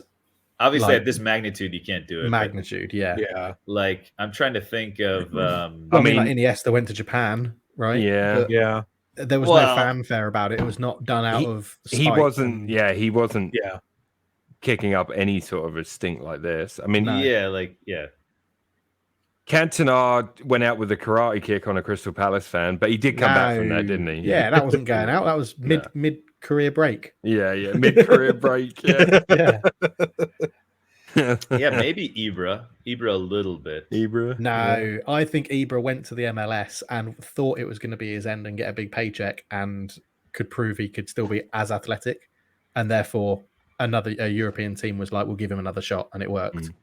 Whereas I don't see, if Ronaldo in Saudi Arabia scores 100 goals in a season, I don't think a European team in the top 5 leagues picks him back up. Right. Ibra thinks that extreme, but that hasn't come out of nowhere, has it? Ibra has been that person his entire career. Yeah. You know what I mean? Like, I don't know. Maybe Ronaldo has too, and we just haven't seen it, but I don't know. He's been in the public eye enough that you'd think you'd know. All right. Well, really quickly, let's look forward to the quarters. Brazil, Croatia. Now, since I'm on my kind of mobile setup here, I can't look at the pictures or the predictions we posted. But we can just talk about them. I'm pretty sure I picked Brazil in this game. And I also probably everybody. I think I picked Japan, though. I think I picked Japan. So you had Brazil beating Japan. I had Brazil beating Japan. I have mine up here. Yeah, I had Japan beating Croatia, so I was wrong on that. But I do have Brazil going through to the semis. Yeah. I had Croatia beating Japan, but Brazil then beating Croatia. Yeah, same. Okay. We had, by the way, in that Japan, we had Perisic versus Tomiyasu. Tomiyasu made a pretty big error early on. I don't know if you remember that. The Arsenal players having trouble after, we've got to December. We must have got to December, I mean, I've got the Netherlands going through against. Sorry, I've got Argentina going through against the Netherlands. So I that's because I want Argentina, Brazil, though. Okay. I had United States beating the Netherlands. Obviously, that didn't happen. But why? It didn't happen. I knew, I didn't. Sorry, Cart. Sorry, I had it too. I had the Netherlands. Sorry, guys. But I have Argentina beating. In my bracket was beating the United States, but I think Argentina Mhm. penalties. I think they'll beat the Netherlands. Ooh, penalties. Yeah. Ooh. I think I have Which also- Argentina winning, Brazil winning, then Argentina beating Brazil. I've got Brazil. Oh, okay. Brazil Oh, yeah. beating Argentina. I have Argentina beating Brazil. So we all have Argentina winning this Netherlands game. Yeah, sounds like. Hoff, yeah? No, I picked the U.S. Oh, let's go. Hang on. You picked US all the way. No, Did you I say picked US the against U.S. the to the semis. Oh, That was it. Okay. And I had them winning the third place game. Oh my Against god! Spain. Bloody hell, mate! I love it. What? I didn't lose any money on this. I love Okay, it. So Hoff, then, with the Netherlands beating the US and your dream of third place being crushed, Argentina, Netherlands, who's winning that? Netherlands. Netherlands and Croatia, Brazil. You're saying Brazil? I have Brazil for that one. So Brazil v Netherlands. Yep. And I have Brazil in the final. Oh, Brazil. Okay, yeah. Right. Interesting. So, Cart, you've got Argentina in the final. I've got Argentina in the final. Yeah, So we've both got Argentina beating Brazil. The reason I picked that was because Copa America last year, it was Brazil, Argentina, very similar teams, and Argentina won 1-0. I don't know. Maybe obviously it's different than the Copa America. The World Cup has never, I know they've got history there too, but Brazil, the most successful team in the World Cup, I just think they come alive. Yeah, they look good, man. They come alive in this tournament, man. They just do. I mean, the manager was doing the pigeon today. It was great. I saw that. Yeah. Never won a World Cup outside of South America, though, isn't it? Brazil, even though they're the most successful team. Although no one's ever won a World Cup in the Middle East, so True. Yeah, it's all to play for. Yeah. Yeah, I mean, I have Brazil going to the final against France. So we'll get to that side of the draw next, I suppose. But so you have England losing to France then? I do. And Saturday's I match. should do, but I don't. I do, yeah. I've got England beating France. Okay. Yes, Cart. Do you have an England-Spain semi-final then? I believe so. Yes, you do. Yeah. I've got France-Spain semi-final. Yeah. I've got England, Spain. Me and Cart are very similar here. I've got France, in our Spain. predictions. Oh man. So I think France is going to be tough. Culture, you have us winning the World Cup though. Yeah, I do know, too. 'cause My heart. Yeah, my both of heart them is do, all yeah. over it. Oh, so So- Cart and I have literally the same brackets going through. We have literally the same bracket. Okay, perfect. I had England as my summer pick, Yeah, I picked England. so in I the just summer. left it. For the I picked season. France. So, Okay. I had Brazil. Yeah, I think. Okay. but So I'm no, just going with it. if I was doing this seriously and putting money on it, France are going to beat us and win the World Cup. That's what's going to Right. happen in my head. But because I haven't got money on it, I can Right. say that England are going to win it That's and why you believe. picked the U.S. to beat Lionel Messi. Exactly. I think a Brazil v France final, Yep. France '98 rematch. I think it would be really good. Yeah. it would So be. that would what's be. everyone going first, second, third, right? Because we've all done the third place playoff as well. So Milo, you've got Brazil winning it, I'm going Brazil winning, France runner-up, and then Argentina third. right? Although that third place playoff game is pointless. I'm just going to throw that out there. Yeah, I It don't is. understand it. Yeah, Who remembers those? That should be a quiz of its own. Third place Oh, finishers in the World Cup. third place winners. There in the may World be a Cup. category about it. All right. Oh, okay. Not there isn't tonight, but there will be. So study up. What do I got? I got England first, Argentina second. I think And Spain Yep. third. Oh, that's our only difference then. Okay, you got the third England, place. England first, Argentina second, Brazil third. Oh, And I yeah. had France, Brazil, and the U.S., but that's over. So I'll go The France, US Brazil, third in the World Cup. Netherlands. I mean, you were optimistic. That's the power rankings. We're the third best team. Yeah. We're easily the third best. I mean, USA we finished third is third We just made a round couple before, mistakes. So I just want history to repeat itself. Third place, has been Third done without a before. goal scorer. I'd be impressed to see Yeah. that. Yeah. Well, the hopium. He's been drinking the hopium. it's just water. Other little things about this week was that Japan in this Japan-Spain game, that ball that looked out of bounds. Remember that? Yeah, we need some Mm. VAR. Yeah. Now, I feel like that opens up a lot of questions, because the ball clearly looks over the line. When they're taking corner kicks now, how people like the ref always makes them pull, it's not on the line. Now they got to let them do that. They got to let them kind of push it, put it in front of the line, and be like, So they make them have flame. done that in the Premier League.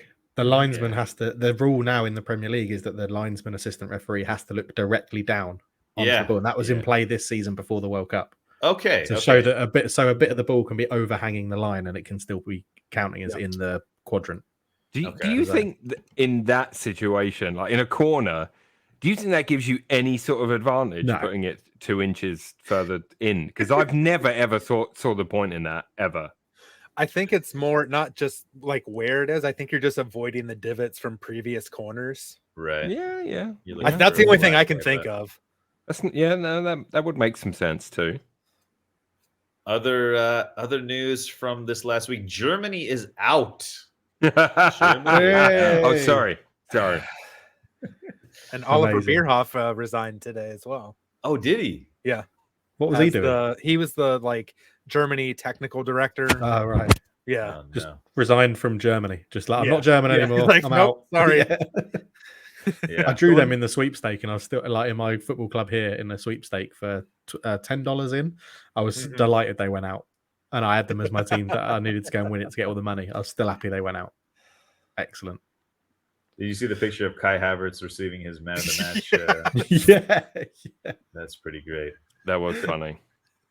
Captions under it: the face of a man who knows his next games will be for Chelsea.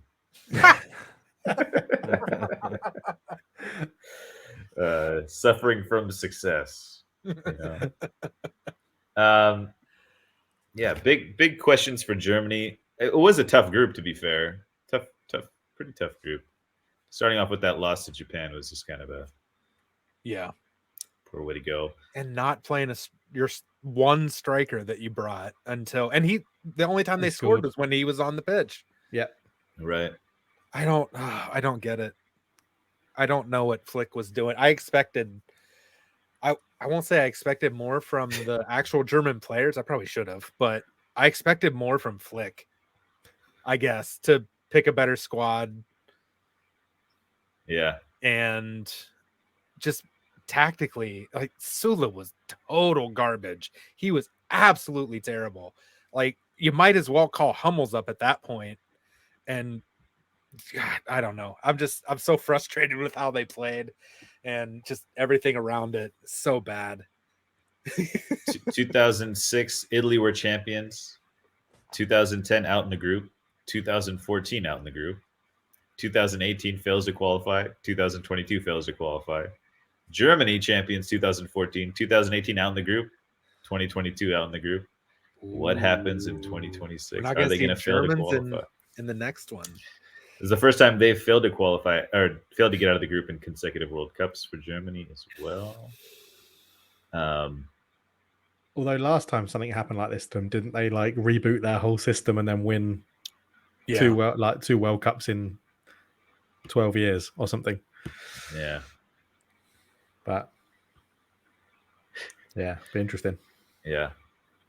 Other stuff that happened. Belgium was out as well. I read a little bit about what happened with Belgium. Apparently, So I was going to say, the Kai Havertz one where he's holding the trophy. Did you see the team talk ones of Belgium where Kevin De Bruyne just like everyone's huddled in and De Bruyne's just standing upright, like looking off into the distance, not paying any attention to anything. Like, fucking hell. I haven't seen that. I'll see if I can find it. KDB. He's no GDX. Yeah. So Belgium, right? They in 2018, best ever finish in a World Cup, third place. Got to the semifinal. Something that happened before this World Cup, the Belgian FA and Martinez decided to somewhat isolate about 450 kilometers from Doha. So most other teams located their training camps, their base camps near Doha so that they have access to the city and they're near their families. And so Belgium was one of the few teams that went 150 kilometers away from Doha and kind of went to this, luxury 5-star hotel. And apparently this is what began the cracks began here, right? The players were separated from their families. Players were frustrated towards the FA and Martinez, and especially in how downtime was regulated and managed, right? There's something part of management I don't really think about very often, but you're managing the players off the pitch. You hear stories about Sir Alex Ferguson going into nightclubs and, pulling out his players who were out partying too late and stuff like that, anyways. But basically families were not allowed to stay at the same resort. Even opposite ends of the resort, they didn't allow the families to stay in the same one. Oh, we did the Capello route. Yeah. No wags.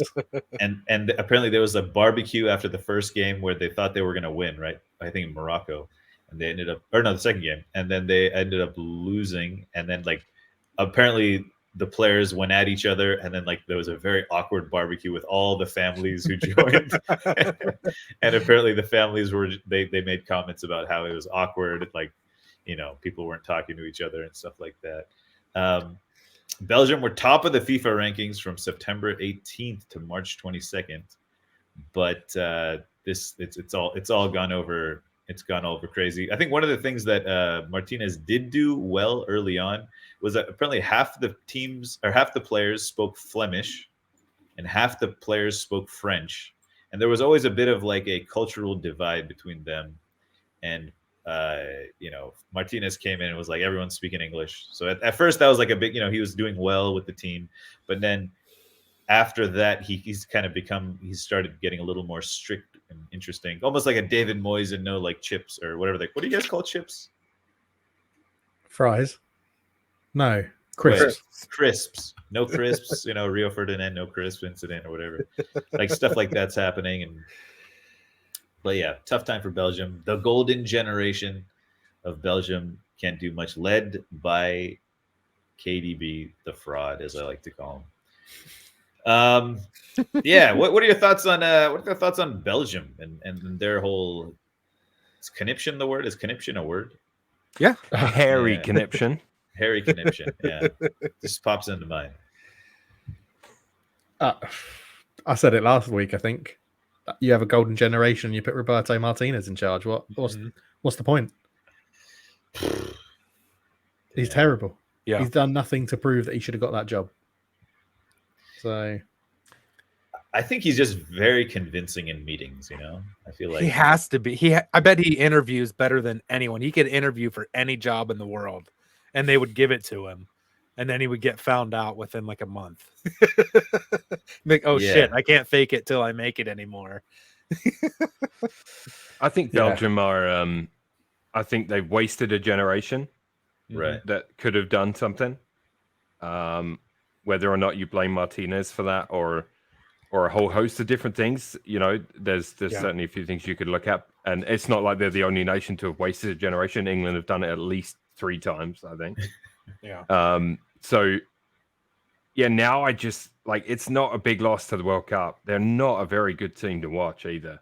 No. I didn't think anyway. I agree. So yeah, I'm see ya. Yeah, How about Vertonghen and Alderweireld at the back still. You can't have that going into a World Cup like this. I just don't know. I think they clearly peaked in 2018. That was the chance to win it, right? That was when they should have won it. And how Lukaku's performance, they kind of rushed him back from injury, and I think he had something like 2.8 XG on his own. His XG was ridiculously high. Yeah, it was just insane. It was just insane. Yeah. We're talking about them because just in case, because we have several million Belgium viewers and listeners. We're big in Belgium. We're big in Belgium. Yeah. The wrap-up show is huge in Belgium. And we're taking this opportunity to debilitate, the best players of other Premier League teams as well. Yeah. That's true. Yeah. Yeah. KDB. Yeah. He's coming back. Yeah. He's coming back to the Prem broken after this. Or that was another thing. Fired up. Yeah. And we've already kind of spoken about the matches that are coming up as well. So We're just kind of reviewing the week now and what happened. But yeah, it was pretty bad. Pretty bad. Question: we touched on it earlier. Was the ball out? Japan v Germany, or Japan v whoever it was? Yeah, Germany. Was it out? You lot love it's by the rules. By the rules, no. But should that be out? In my opinion, yes. Wait, against Spain? Or what? Yeah. Was it Japan, Spain? Spain. Yeah, Spain. Okay. Sorry, Spain. Yeah. Spain. Yeah. No, it's in. I was watching the Costa Rica Germany game at the same time Japan Spain was going on, and there was a ball. I kid you, it was like the Roy Carroll from midfield goal. It was the best save ever. Yeah. It was well over the line, and Navas kept it in, and they kept playing like it was way over. So yeah, it was in. Japan's ball was in. That's all I'm saying. I saw an egregious mistake in one game, and in the other game it was still in. That I don't think there should be any like debate over it. It was in. Yeah. It's one of those that it's just people are understanding the actual rules of football. Mm-hmm. You know, it's the field has a z-axis, if you want to go in mathematical terms, right? Mm-hmm. There's a z-axis. It's played it's a z, the z-axis, vertical. So it's when I think against West Ham a couple of years ago, we had David De Gea made a clearance and it went out of bounds and it came back in, and David Moyes was talking, and then we ended up scoring on the end of that, and David Moyes was talking about how that went out and all that stuff. Anyways. How did you feel about that call at the time? They didn't make the call.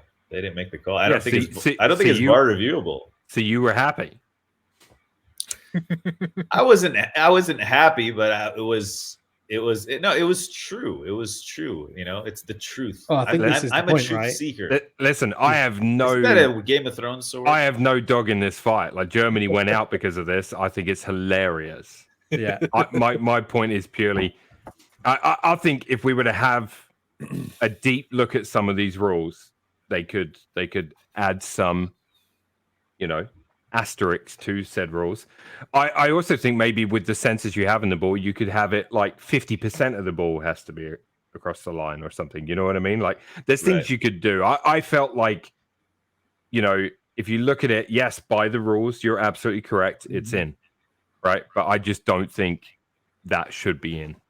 Well, there's a lot of debate. I read an article again. I'll try and find it and put it in our Discord around if the ball was at heading height, it wouldn't have been possible for the sensors to pick up whether it was in, because the cameras for the Hawkeye system that track the sensors are pointed towards like the goal line and sort of goal height. Mm-hmm. So as it comes in towards the goal height, if that was a header from Japan, it wouldn't have been able to say whether it was kept in the play or not, because the ball would have been too high off the surface and the cameras wouldn't have been able to detect it. So adds in a lot of different things. But it was in play and Germany got knocked out. Brilliant. Done. Yeah. Other news from this week. This is in the group phase. Vincent Abubakar. I don't know if you guys saw his second yellow. Did you guys see his second yellow? He scored an amazing goal against Brazil. It was like 90th minute. It was 7 minutes of extra time. He gets a second yellow card for taking off his shirt. Yep. Before the ref shows him the red card, he gives him a handshake with his shirt off. And he does the move where he's taken the shirt off, but he's got the captain's armband still on, He's done that move. Yeah. And he's just walking down the tunnel. Classic. That was awesome. That was great. It was very funny, just kind of, I saw a meme about that where it's like applying for a job, and it's like you see an email from the recruiter, and that's when it's the image of him shaking hands, and then the red card image is we don't want to process your application any further. Like, Good times. What other news did we have? Oh, we had a big injury in the World Cup. Maybe before we get into I'm not sure all the injuries. I'm sure there's been others. But but one big one is Gabriel Jesus apparently needs surgery on one of his knees. He's going to be out for approximately 3 months. We can change gears to a little bit of Premier League talk. Milo. Yeah. What happens next for Arsenal? So I've done a lot of thinking about this and talking about this over the last few days. And the biggest key in it for me is the thing that a lot of you guys have said, yeah, well, he's not scoring goals. It's a big problem, yada, yada, yada, right? It hasn't been a problem, as we've seen, and where you can see by looking at the league table, if you like. So that hasn't been an issue. So if he was the 9 that was scoring all our goals, right? If we were solely reliant on him for the majority of our goals, I'd be much more concerned than I am with his injury now. What we have to replace in the team is work rate at both ends of the field. That's Arteta's job with this, the way it is. And I think that we do have the depth. I mean, Eddie for me still has to be the last 15, 20 minutes, energy off the bench. I think he's doing a very good job with that. There may be games where you could start Eddie and he'll probably do just fine. I think you're going to have to pick and choose. But another game, I would perhaps play just a false 9, because I mean, Jesus basically plays that anyway. I'd play an absolute false 9, whether it's Odegaard or Fabio Vieira or someone like that, and just replace the work rate. That's your goal. Don't worry about the goals; they're still going to come, because you know he's involved in the play in a lot of other ways, and it hasn't hurt us. So again, if it was just the goals, if he was our main threat, then I'd be much more concerned than I am. So I wonder if it pushes the move for Mudryk, which is still going on in the background, a little bit more, because then Martinelli goes up front, gives you that work rate, and Mudryk comes in on the wing, right? So, and I would love that signing. I mean, who knows? We're in a great position for a January window for once. Martinelli could also kind of hop in the middle too, maybe. Possible. Yeah. He could. Arteta seems reluctant to play him there, and I don't know why. Like if you think about last season when Aubameyang, when that all went south, he didn't really play Martinelli. I think 1 or 2 games he played him up top, and I don't. So I don't know what it is about that, but obviously they have their reasons for the way the system works or whatever. Who knows? But I'm interested to see what happens with that. Could it be could it be a case for a January, maybe a loan signing, something like this? Maybe a Vlahovic might be available now after Juventus's issues.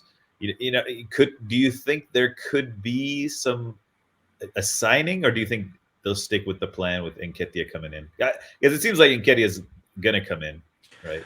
I think he'll come in for, again, certain games where you'll start him and other games where he'll come off the bench. But Arteta's got a lot of faith in Eddie. I think Eddie played very well at the end of last season when he was given that opportunity, and he scored some important goals for us.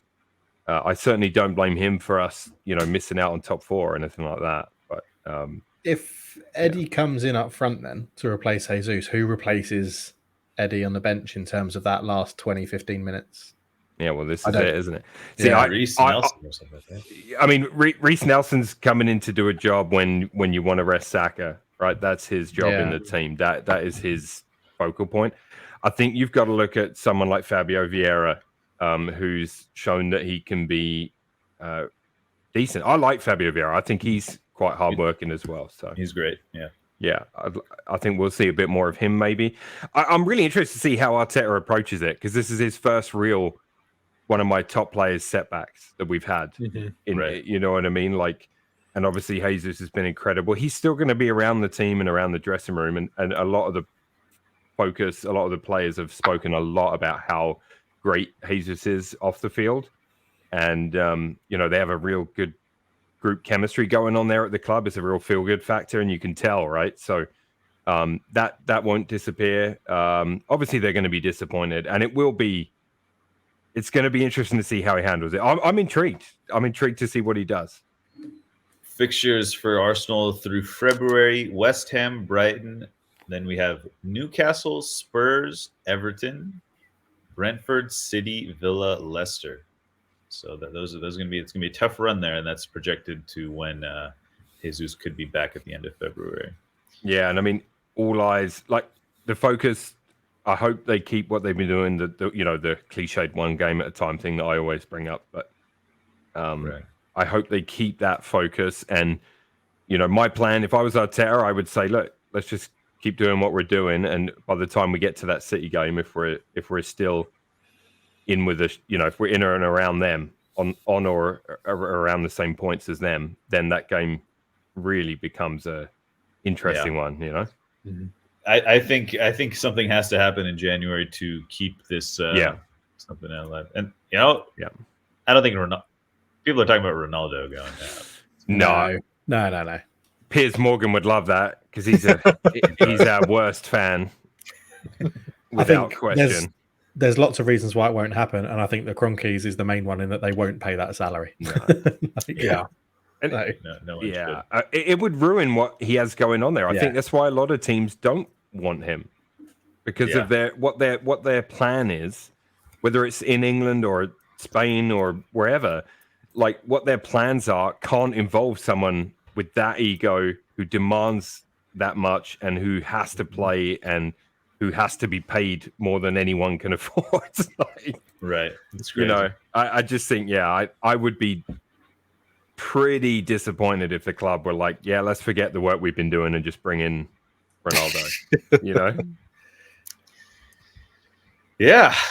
Well, it's going to be interesting when that gets going. January is going to be interesting, like we spoke about in the summer as well.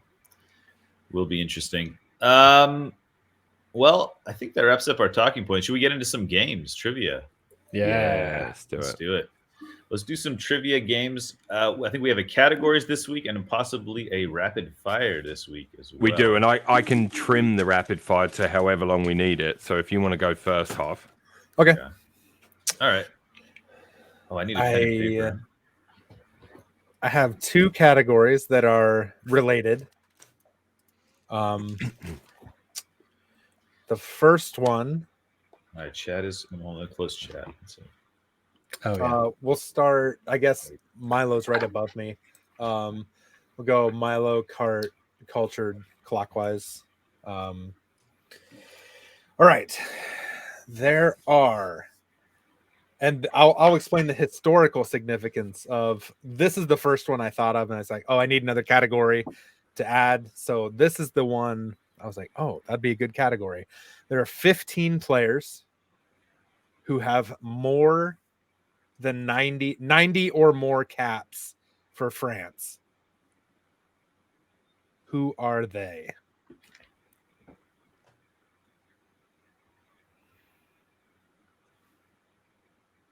We don't have background music tonight, guys. Sorry. So just silence. I've literally only written down one name. What's the last thing you cooked off?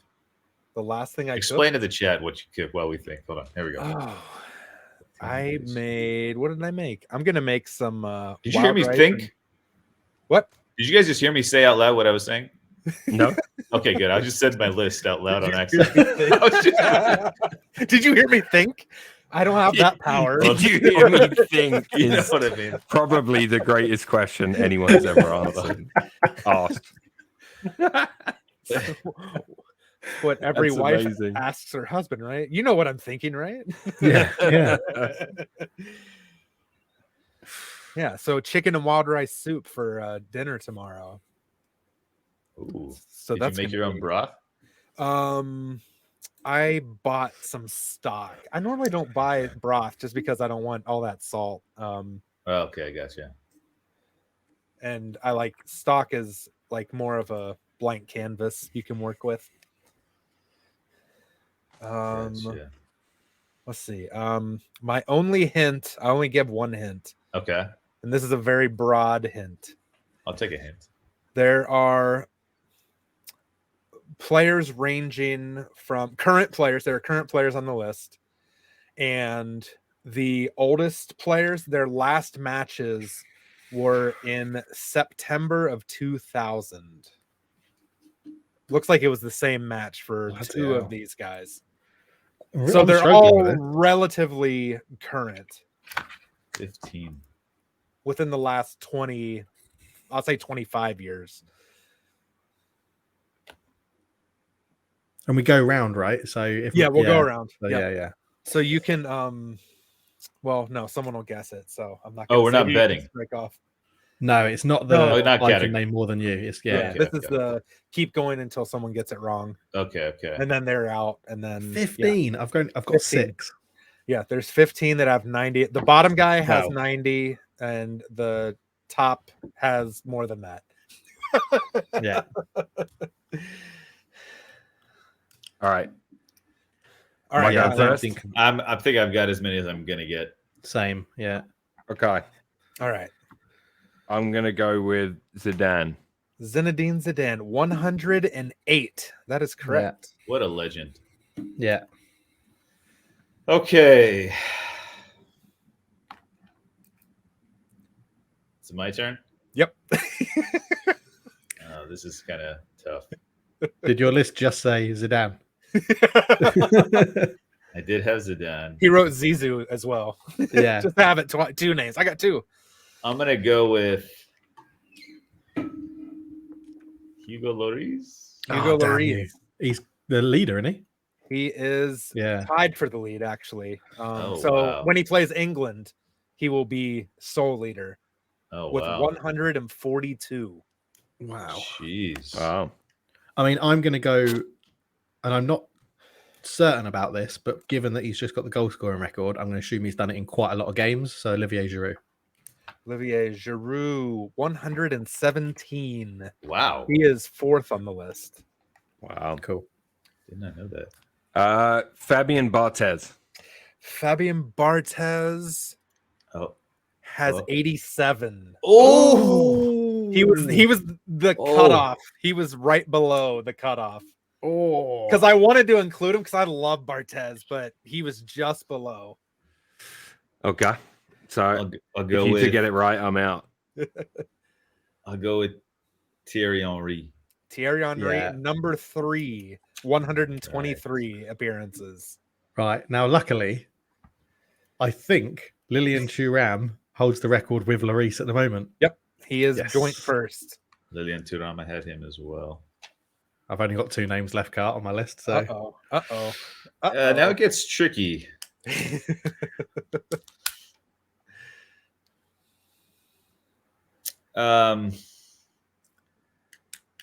Makelele. Claude Makelele. Like. 71. Ah, All right, cultured to win. to win it. I'm going to go again, just because of the age he played till Okay. Laurent Blanc. Laurent Blanc, 97. I have him as well. That is correct. I've got other names. Can I throw some other names at you? Yeah, go for it. I've got one left. One name Go ahead, left. Culture. So Culture gets mine it. is Lizarazu. left back. Lizarazu, 97 as well. Yeah. Yep. Okay. How many did Vieira have? Vieira I- had 107. Yeah, I had Okay. Vieira. Oh, I went Barthez before Vieira, before Thuram, before you know what I mean? Like I have Platini, Deschamps, no Gallas. Platini. Deschamps, 103. how about Gallus, Wiltor? Wiltor? Gallus was 84. Oh, Wiltor, Wiltor, surely 92. not. Wiltor, Yeah. 92. So Wiltor would have been in there. Yep. Ribéry. Ribery, no, he is 81. Oh, Wow. So I thought Wiltor was in there. What about Trezeguet? Trezeguet, 71. Okay. Oh. and then I had some other ones. I had Sanyol, Petit, Willie and Sagnol. Perez. I had Sydney Goyview. He had a lot. No. Kovu? All of those are incorrect. No. Benzema. What's the no one what's the said rest of the Benzema. list? Benzema is 97. Oh So wow. Benzema was on the list. Yep. Wow. So the ones Man. that you didn't name, or I'll just go through the whole list. Lloris Give us and the Thuram- team name. So what? Give us the Oh, team. okay, team. okay. I'm if gonna you go remember. through and I'll say the Okay, here we number. So we got Lloris and Thuram 142, Henry 123, Giroud 117. The next one is 116. God, he played for Chelsea. I think he played at Maluda? Juventus. Oh, I can't remember. He may not have played at Juventus. All right, who is it? Who is it? Desai. Oh, okay. Marcel Desailly, AC Milan. Milan. Oh, that's right. Okay. Next one with 114, current player, Atletico Madrid. Griezmann. Yep. Of course. Oh, wow, he's played that many. Yeah. Jesus. Zidane 108, Vieira 107, Deschamps 103, Blanc 97, Lizarazu 97, Benzema 97, Wiltord 92, 91, current club Juventus. Pogba? Pogba. Good Wow. lord. And What 90, current club Manchester United. Varane. Varane. Yep. Wow. Legend. Yeah. What a legend. Another legend at Manchester United. And Nice one. I like that one. I have one more that's just to keep things balanced. 17 players with more than 80 caps for Jolly Old. Is it 80 plus, including 80 plus? Yeah, the lowest guy has 80. England? Yep, for England. Oh. There's 17. I was going to use 90 again, but there were less guys with 90. It was only like 10. There were 11 with 90, so I went with 80 to add a couple guys in there.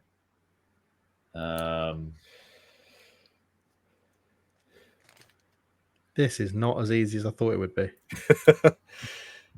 I will say the lowest or the highest player for England would not be the highest player for France. France was 142. Yeah. England is 125. So 125 to 80 is your range. Jeez. Golly, that's an impressive career. Above 80, you said, right? Above 80 and above, yep.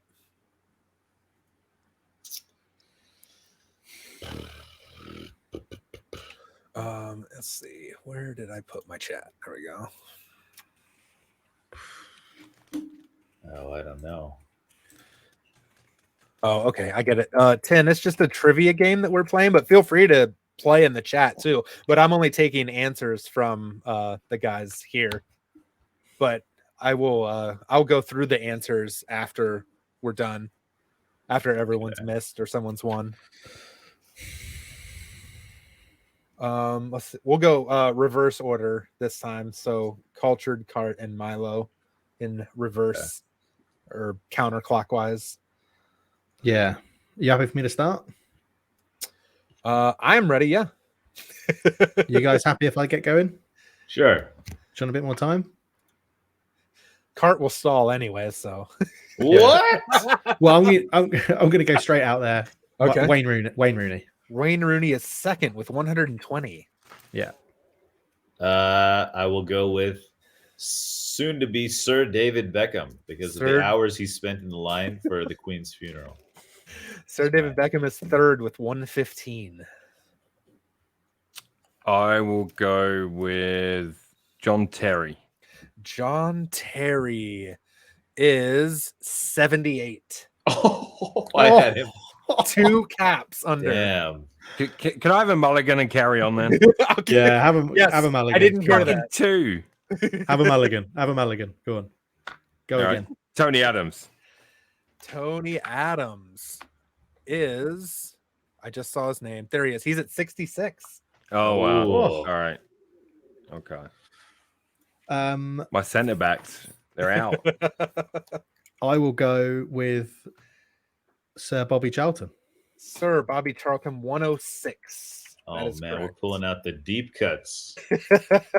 I've got all kinds of old names on my list. Yeah, and I think one of them you're going to regret not saying it. Yeah. I'm going to go with, I mean, we already have one England legend who scored for England and Liverpool legend who scored for England today. Dean Henderson, the great Jordan Henderson, sorry. I'll go with Steven Gerrard. Steven Gerrard, number 4, 114. All right. I'm keeping it old school. Okay. Bobby Moore. Bobby Moore, 108.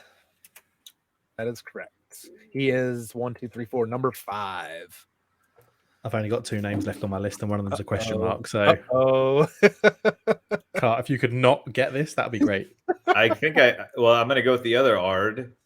Lampard, 106, same as Bobby Charlton. Let's go. Now I'm in dicey territory. Yeah, I've got one that I think should be there, and then one that I hope is there. Same. I've got exactly the same. So the one that I think is definitely it should be there is Harry Kane. I've got Harry Kane's at 79. France will be 80. 79. That means Cart wins it. How? Yeah, because I started, didn't I? Oh, you started? Yeah. Okay. Oh. If I get it, well, okay. If you get this, you win. If you get it, you win. And then we have to call it soccer again, right? No, we got to call it soccer again. Those are the Never again. stakes. Those are the stakes. I'm pretty sure he played for a long time because he played at a high level for a long time. Okay. Ashley Cole. Ashley Cole, 107. That's correct. Let's go. It's soccer. Other names I had. So the name I wanted to say, but I went with what I thought would be a cert and was wrong. So I had David Seaman. Please tell me he's on the list. David Seaman. Oh, I got to go to the other list. He's at 75. I had David Seaman written as well. I had Rio Ferdinand. I had Ferdinand 81. Yep. I had Rio. I think I picked Harry Kane over Rio. I had Rio as well. A guy maybe that wasn't last week. Michael Owen. 89. Yep. Michael Owen. I can't believe that Owen played more games than Seaman. Can you? No, it's crazy, isn't it? Like that to me is nuts. But there was more friendlies being played and more qualifiers and stuff as they grew the competitions, maybe. Right? So crazy. Alan Shearer. Shearer. Yeah. If Seaman didn't, I'm not sure about Shearer. Did I miss him? Oh no, he's at 63. Yeah. And I have some United cuts. We already said Ferdinand. Gary Neville. Gary Neville, 85. Yep. There you go. I had him on my list. Brian Robson, 90. Yep. Yeah. Yeah. I don't think Scholes had that many because he retired. No. I didn't. Still haven't named the one active player. Henderson? No, Cart tried that. Oh. Gascoigne? I don't know. I don't think no, current player. What? Is he in the current squad? He is in the current squad. Well, Harry Maguire? He's in the current squad. No. Pickford? Nope. Oh, he's technically what's his name? Gareth Southgate. No. Sterling. Yep. 81. Sterling. He's been playing. He's been playing since he was like 16. What about David Platt? Is he on the list? He is. I got to go way down for him. 62. Only the no 62 one's named number games. one. He played for forever, literally forever. So his international Gareth career Barry was from 1970 to 1990. Holy crap! Yeah, must be a goalkeeper. Peter Shilton. Yeah, Peter Shilton's number one. How the fuck didn't I get Peter Shilton? Yeah, how didn't I? Oh, fucking hell. That's crazy. We're only missing Billy Wright with 105 way back. His career was from 46 to 59. Kenny Sansom. Yeah. 86 caps. And let's see, two more. Ray Wilkins, 84. Mm-hmm. Gary Lineker, surely. Gary Lineker with 80 exactly. Oh. I mean, I was watching the BBC coverage, and he was speaking Japanese. Yeah. Because he played for Grampus 8. He used to play out in Japan. I was thinking there must have been something like that because it would have been really weird if he just kind of pulled out these Japanese lines out of nowhere. He loves anime. His firstborn son or whatever was conceived in Japan, so they still call him Freddie San or Harry San or something to like his son. Oh, okay. Yeah. Okay.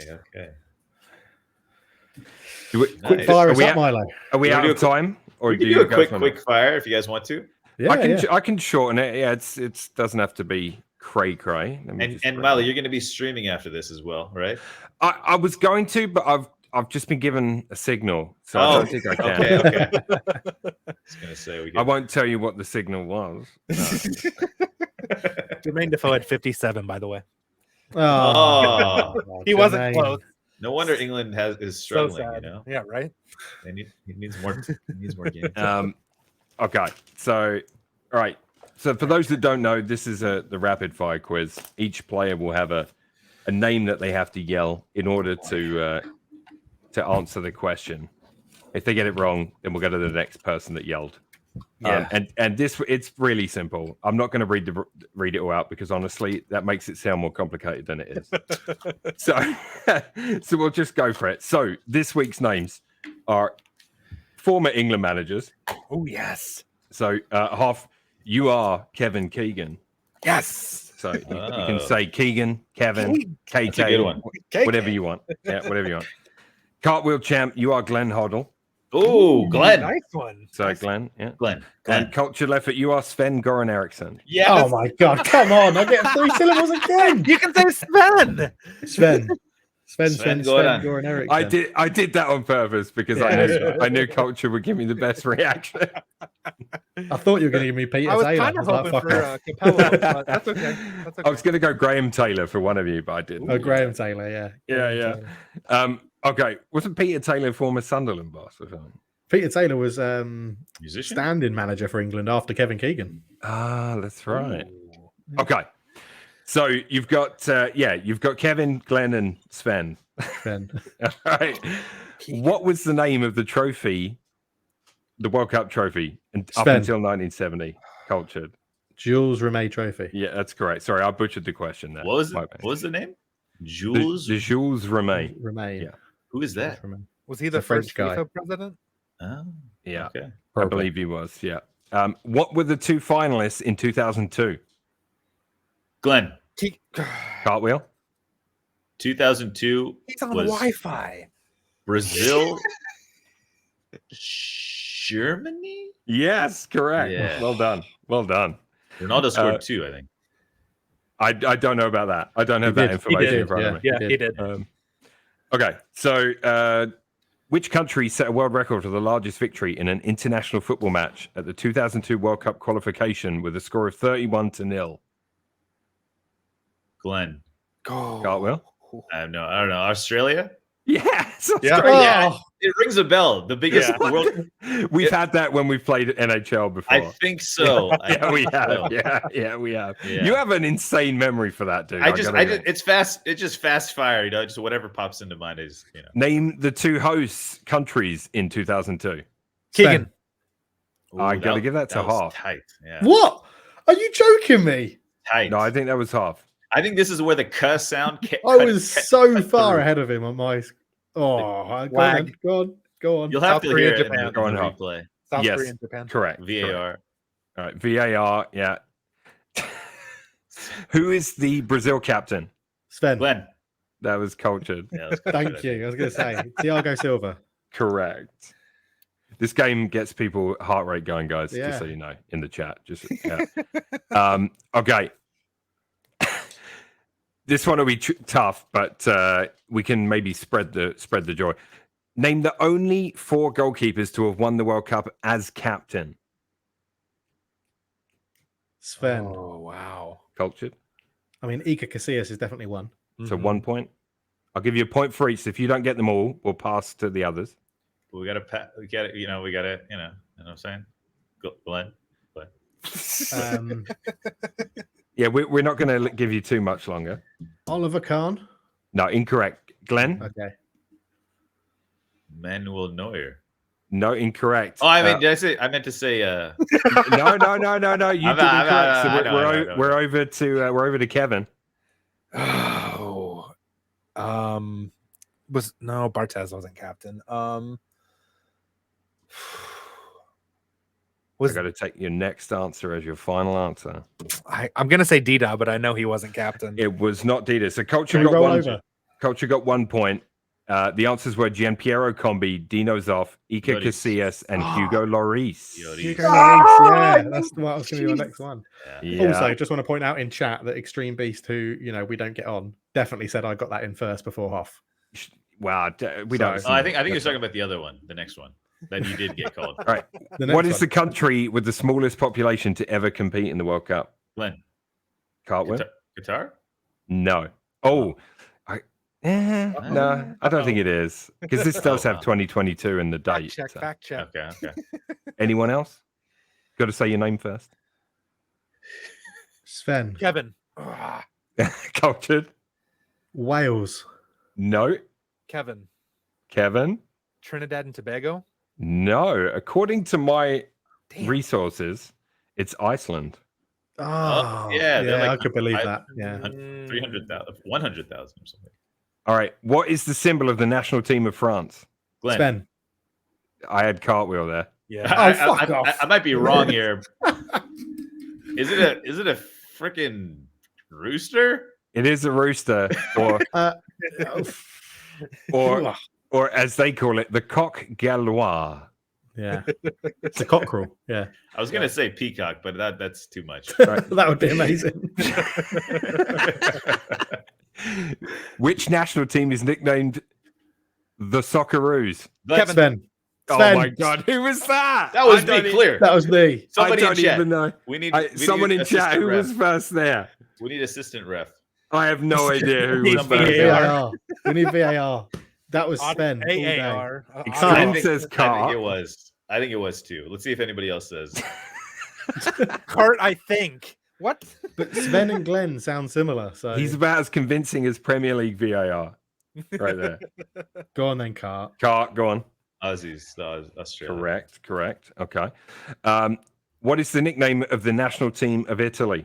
Sven. I think I heard Kevin there. I think I heard Oh, Kevin for as well. fuck's sake. I think I did. I think I heard Kevin. I think I did, yeah. The Azuri. Correct. Unbelievable, Jeff. How many lions are on the emblem of England's national team? Sven. Coaches? 3. Oh, lions. I thought They said lines. I was like, how many are there lines on there? All right. Which national team is nicknamed the All Whites? Glenn. Sven. I heard Glenn. Fuck off. Yeah. Fuck off. This is unreal. Wait, the all whites? Oh shit. We're never doing this on Wi-Fi, I give you, Cart, ever again. Screwing me right over. Wait, hold on. What'd you say? All whites. Yeah. Oh, stop stalling. I was thinking all blacks. Yeah. So, who's your answer? I don't know. New Zealand? New Zealand is correct. Yeah.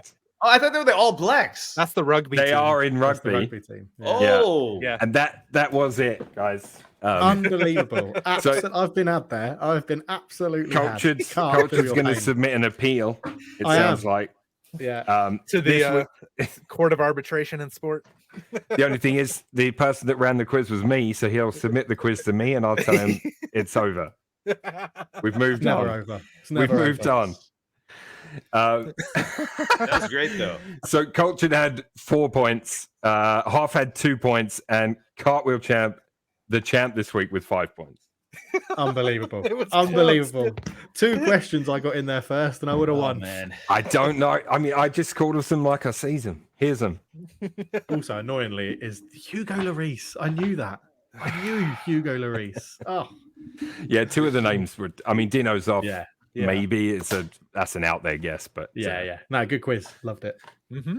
All right, what's going on in your guys' channels right now? You're doing the Culture. You're doing the Football Manager thing still. Yeah, Youth Academy only Youth Academy. save. We've got. How is that going? Can you just tell us a little bit about it? It's going. It's making me I haven't love been able to- Football yeah. Manager Oh, so yeah. much. Like it's really making me fall back in love with. Obviously, I've played it for years and years and years. So it's making me fall back in love with a different aspect of the game, which is really good. You have to think about. You can't just solve your problems in the summer and in January by going out and buying players, but you do have Right. lots of issues where your older players retire or you can't upgrade your facilities as quickly and stuff like that. So yeah, it's really good fun. Really enjoying it. No signings, only players from the Youth Academy. Jeez. Yeah, loving it. I'm in season 4, and I think my highest finish is like 11th in the Vanarama National League North. So do you Yeah, it's a make slog. yourself unfireable in that? nope. Okay. No. So I'm really worried that the board are going to have a takeover, and there's going to be a culture that you need to buy certain players, like ages or reputation, because I'm still not allowed to buy anyone. So Okay. yeah, it'll be tough. Okay. And Hoff, how's the special one save going?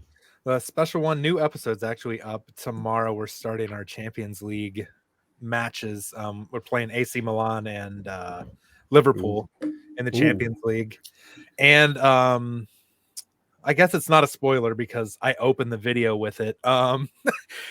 Just in case you were playing a Football Manager save in Portugal, their deadline day is a day before everyone else is in Europe, just in case you were wondering. Oh, because, really? Because Spurs came in for my best striker on their deadline day, and he got his head turned, and I had to sell him pretty much. It was frustrating. So, yeah. Oh, no. So we're playing without our best striker. Oh, jeez. Well, whatever you learn, tell it to Arteta. There you go. I'll tell him the opposite. And Milo, what's coming up on this week? So I was going to fire it up tonight, but I got a couple of things to do, and they're going to meet me in the morning, so I might wait till tomorrow night. So Football Manager tomorrow night. F1 Manager tomorrow night. Season 3 is going very well. Where I'm doing it once a week just to keep that game going because the furore around it has definitely died off. Uh-huh. So I'm going to finish that season and then start a classic save with the mod that Hov shared last week that I'd heard about before. So I'm glad it's finished. So I'm leading the constructors in that with McLaren, and Lando is in a fight with Max and Carlos Sainz at the moment. Three-way battle for the drivers with about 7 races to go. So things are pretty exciting in that season, and my car isn't like a lot of people by season 3. I think I said before, they like crush the development, so they just piss season 3. It's by tooth and nail if we're getting the win. Like we've had on the line photo finishes and everything, so It's been really cool. So yeah, there's that, and then some Football Manager later this week. I don't think we'll be doing NHL if you're away, Cart. Yeah, but I was going to message. That's fine. We should start doing it with 4. Well, I've actually there's a guy, Dickie Bird Media. He's got a Twitch channel. He's bought the game. He's a big hockey fan from Australia. And awesome! He'd like to play. So Socko will get his wish. He can try out in goal, and we can play some actual sixes, which would be great. We'll have 2. Goal is so much fun. Things. I'm like, yeah. If you want to get your there's 2 things for get your blood pumping: the quick fire quiz. And playing goal in NHL in shell mode. Warriors hockey in general. What are you going to be like when it's the quiz and you're in goal? Oh my God. I might have to get blood pressure medicine or something. What else we got going on? Days Gone is almost finished. I'm going to be so sad when it's over. I'm just loving it. Yeah. And then Sim Racing will be returning very soon. Yeah, awesome. Sounds good. As for lots me, going on. I am traveling. I'm in Los Angeles. I'm going to Mexico tomorrow. I might try to do some streams with the phone. Ooh, maybe IRL. Yeah. IRL streams. Maybe it might happen. So I don't know. Do it. But other than that, we'll be back to normal streams next weekend. But yeah, hold on. Embrace some real football fans. Embrace the current events. What are we talking about? I don't know. The truth is the way to salvation. The truth Tim's is the way to posting a salvation. lot. Sarcasm makes the world go around. Okay, it all makes sense now. Okay. Well, that Tin has been banging the Moroccan drum the entire show, so we got to shout them out. He believes they are going to go to the final. So Spain, Morocco, is that a rivalry of some sort since they're so close to each other? It's got to be some Moroccans in Spain. Tins on the beer. Alrighty, well, I don't have a end page. I don't have the outro music today, so we can just say goodbye, everybody, type of thing. We have one last thing. Oh yeah. Milo. Yeah. Do you have something for us? I do. Yeah. What do you call bears with no ears? B. Oh God! It's more like a End it. End it. See if I can find a baby photo. My parents. So in Indian culture, you grow your hair. They grow kids' hairs long, and then they cut it all at once. It's called a mundan. So when you're a little kid, you have super long hair. So that all the pictures of me have long hair. Not if it's a baby picture. Well, baby, you know. There's a Youngling. picture of me as a baby here. Hold on, let me pull it out. Yeah.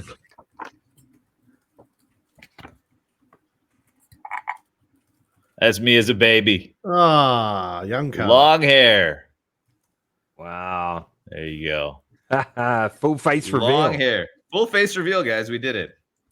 No, we gotta do that. We basically we have to figure out some logic that makes me do it. You know, I just need it to be logical. And on sports, we'll ban it on sports before we discuss that. He talked me out of it last time. Did he? Yeah, big time. Big Yeah, time. it was annoying. He was think like putting so emojis, close. like stop emojis. I'm pretty sure I was there, and then it went on for so long that I had to leave. That I was had to the go to plan. bed. I mean, Yeah. we technically did it. Technically, we did do it. I've told you before, dude, off stream, it's not a big deal. Just do it, man. I know. Do whatever you want to do. I know, Whatever you it's want to just- do. Yeah. anyways. Yeah. Like you should order. You should say you're gonna do a face reveal. Order a full silicon cultured left foot face mask, Oh, and that's a just great like like in Mission Impossible. Mission Impossible. Yeah. Yeah. By the way, when you said that, I thought of doing Gareth Southgate as well. and that made me think Gareth Southgate didn't wear the suit. He wore looks this- really homeless right now. Have you seen? Like, is he all right? Like, he looks pretty homeless. I don't like. Who knows? Who knows? Anyways, Morocco All right. World Cup win. All right, I don't know how to end it without an end screen. So, guys, we We're will just see you ending guys it. later. I'll just, we'll just Cut it off. kick you Is that guys live? out slowly. Cheers, lads. Thanks, Cart, for Cheers. doing this, even though you're on the road, half Yeah. cultured. Thanks, guys. I'll see you. Adios. I'm sure I'll see you in See the you later. stream world. In the Yes. All right. Yeah. We'll see you guys. Good Bye, night. guys. But see you. Alrighty, guys, that's it. We're done. I will see you guys soon. I'm in my parents' house, books and like actual housing. I'm sitting on this desk, on this chair. So we'll catch you guys next week. Back to normal stuff next week. Good night. Wait, what? How do I get?